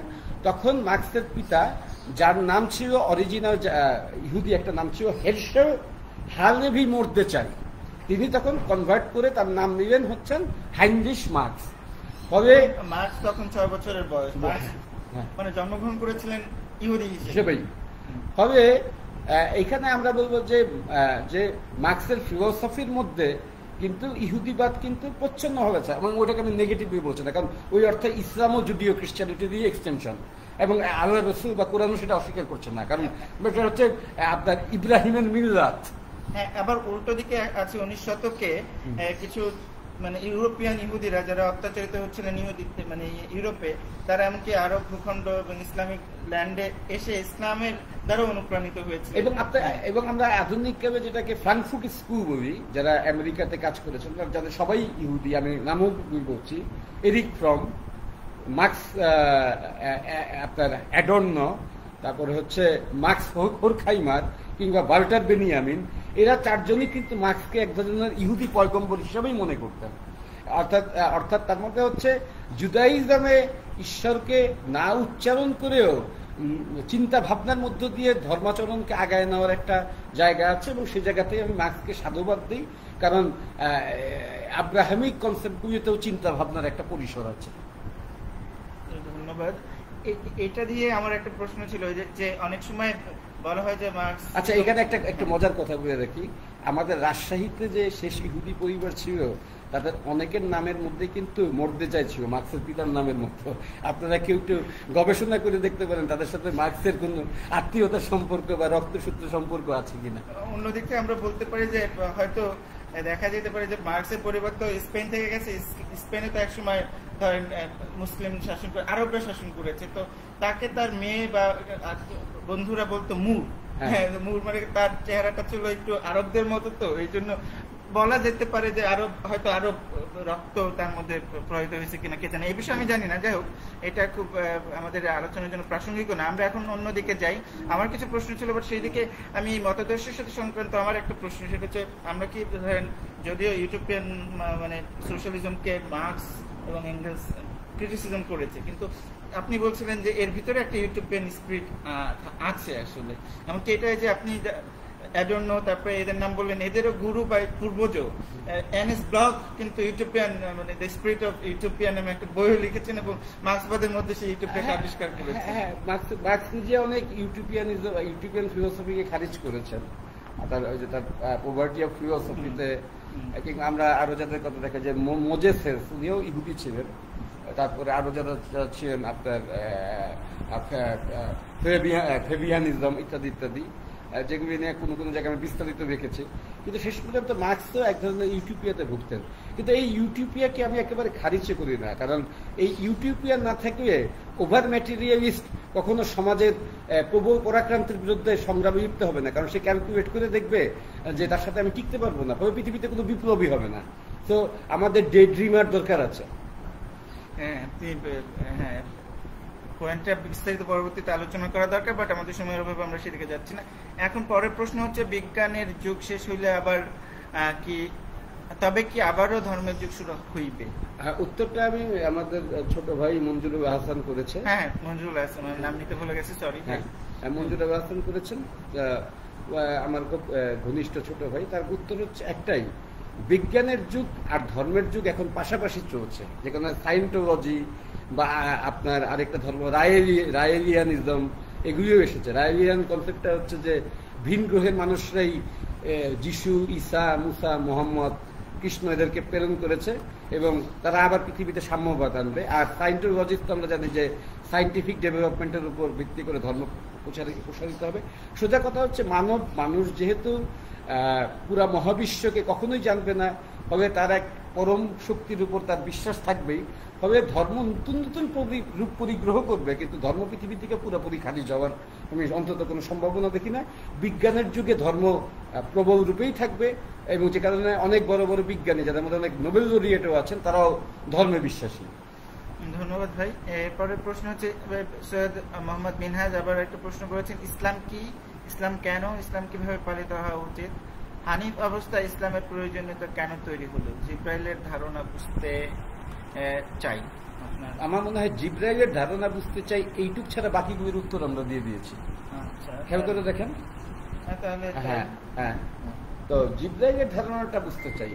এখন এটা দুই ভাবে ধারণা হতে পারে। একটা হচ্ছে যে ধর্মীয় জায়গা থেকে, যে আল্লাহ রাব্বুল আলামিন তার সবচেয়ে বড় ফেরেশতা, যাকে রুহুল কুদ্দুস বলা হয়েছে। অবশ্য এটা নিয়ে খ্রিস্টান জগতের বিতর্ক আছে। খ্রিস্টান জগৎ রুহুল কুদ্দুস বা পবিত্রতা হচ্ছে ঈশ্বরেরই একটা রূপ, যে হচ্ছে ওয়ার্কম্যানশিপ বা ঈশ্বরের কাজগুলি করে। অবশ্য জিব্রাইলও কাজের ঘটনাগুলি ঘটান।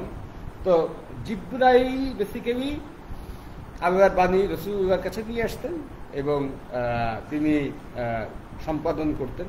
অবশ্যই এখানে একটা বিতর্ক হচ্ছে যে আল্লাহ যদি রসুলের মধ্যেই থাকেন তো বারবার জিব্রাইলের আসার দরকার কি। তো এটা নিয়ে আরো দীর্ঘ আলোচনা আমরা এক সময় করব।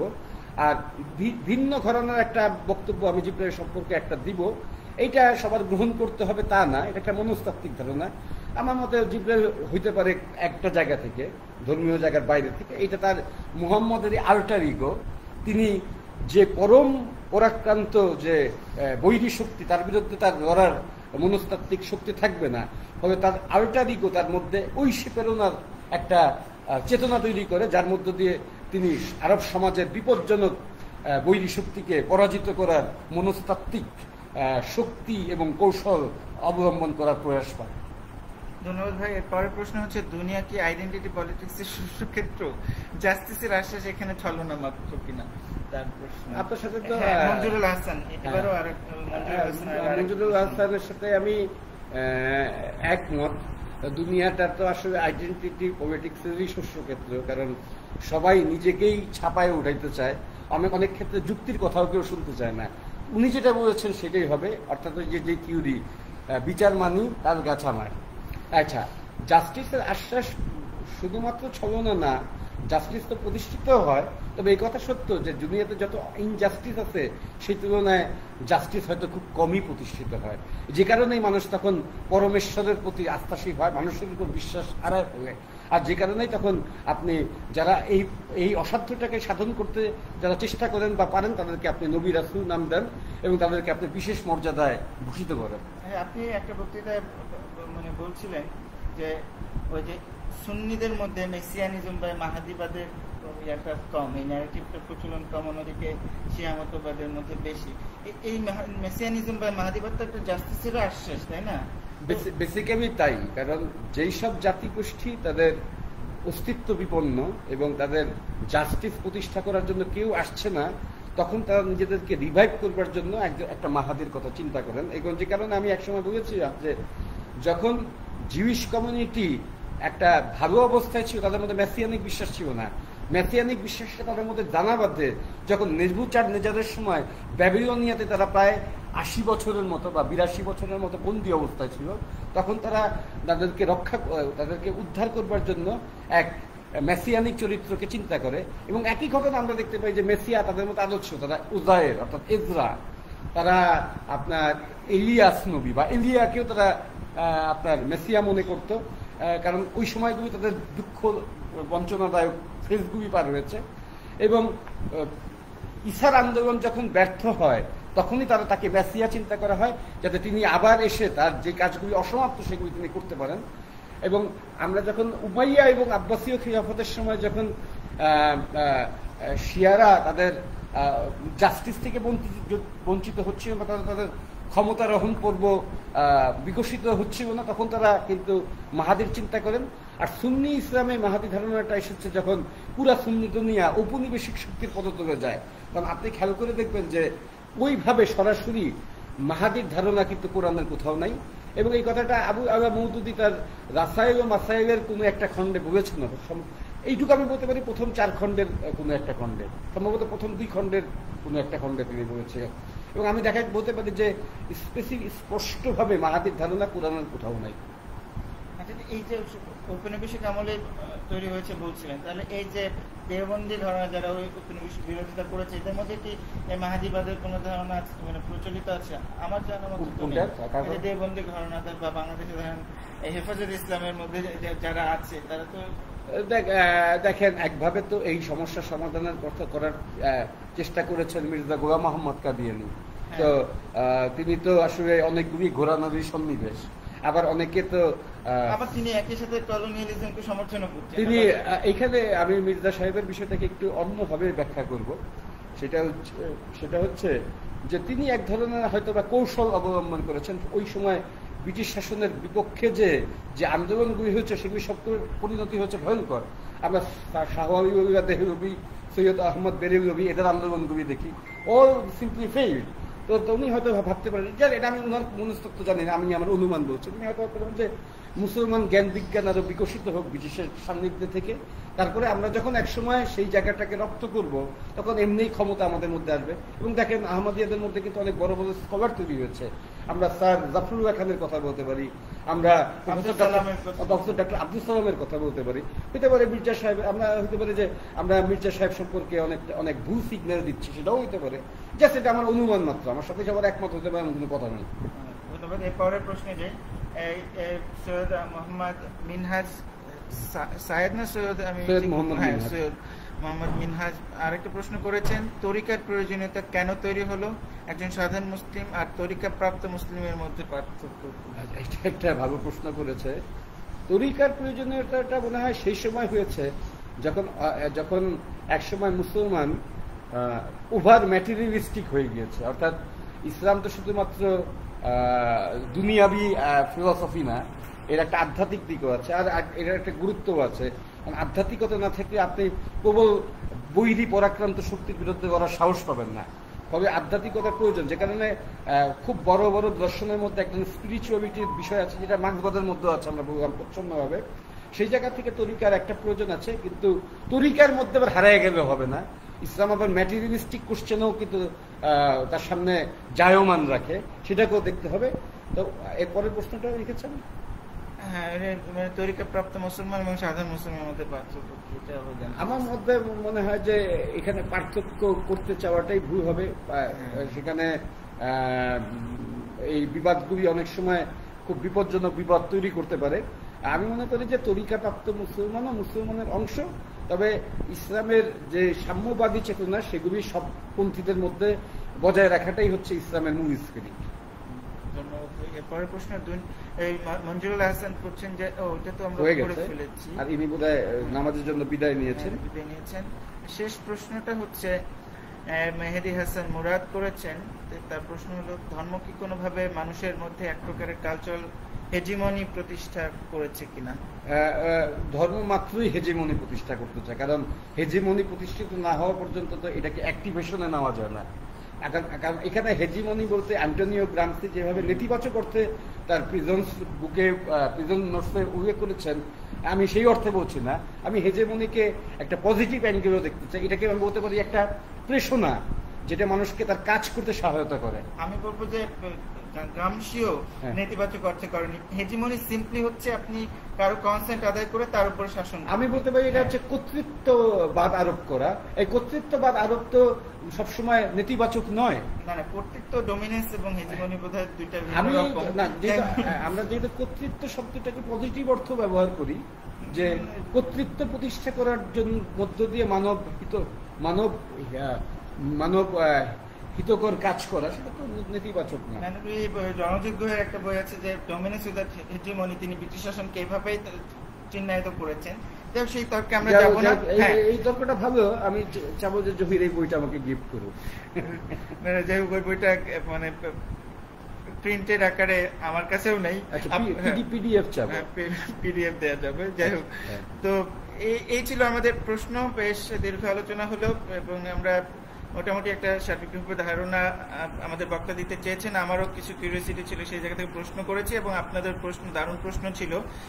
সব মিলিয়ে আলোচনাটা কেমন হলো আপনারা যারা পরে দেখবেন সেটা জানাবেন, এবং আরো কি কি বিষয় আমরা আলোচনা করতে পারি, এবং এটার কি কি আরো এই সংক্রান্ত আর কি কি প্রশ্ন আপনাদের ছিল সেগুলো আপনারা জানাতে পারেন। এবং আপনাদের যদি ভালো লেগে থাকে এটাকে শেয়ার করতে পারেন, লাইক করতে পারেন এবং আমাদের পেজের সাথে থাকতে পারেন, এবং সার্বিকভাবে নানা কিছু মতামত দিয়ে আমাদেরকে সমৃদ্ধ করতে পারেন। এবং আমি অবশ্যই তানিম ভাইকে ধন্যবাদ দেব, তিনি আমাদের সাথে আছেন এবং আশা করি ভবিষ্যতেও থাকবেন আমাদের সাথে। এবং এটা হচ্ছে যে ঘরের কে বনের মোষ তাড়ানোর মতো, এখানে যদি উনিও যদি স্পিরিটেড না হইতেন তাহলে এই কাজ করতেন না। হয়তো আমিও কিছুটা স্পিরিটেড, যে আমাদের ইসলাম সম্পর্কে এবং সার্বিকভাবে বাংলাদেশ এবং সারা বিশ্ব সম্পর্কে আমাদের জানাশোনার দরকার আছে। না হলে আমরা আমাদের যে আমাদের বর্তমান থেকে আরো আমরা ভালোর দিকে অগ্রসর হতে চাই, সেজন্য আমাদের সেটা প্রয়োজন আছে। তো ধন্যবাদ সবাইকে, ধন্যবাদ দর্শক যারা এতক্ষণ দেখলেন। ভালো থাকবেন, খোদা হাফেজ। আল্লাহ হাফেজ।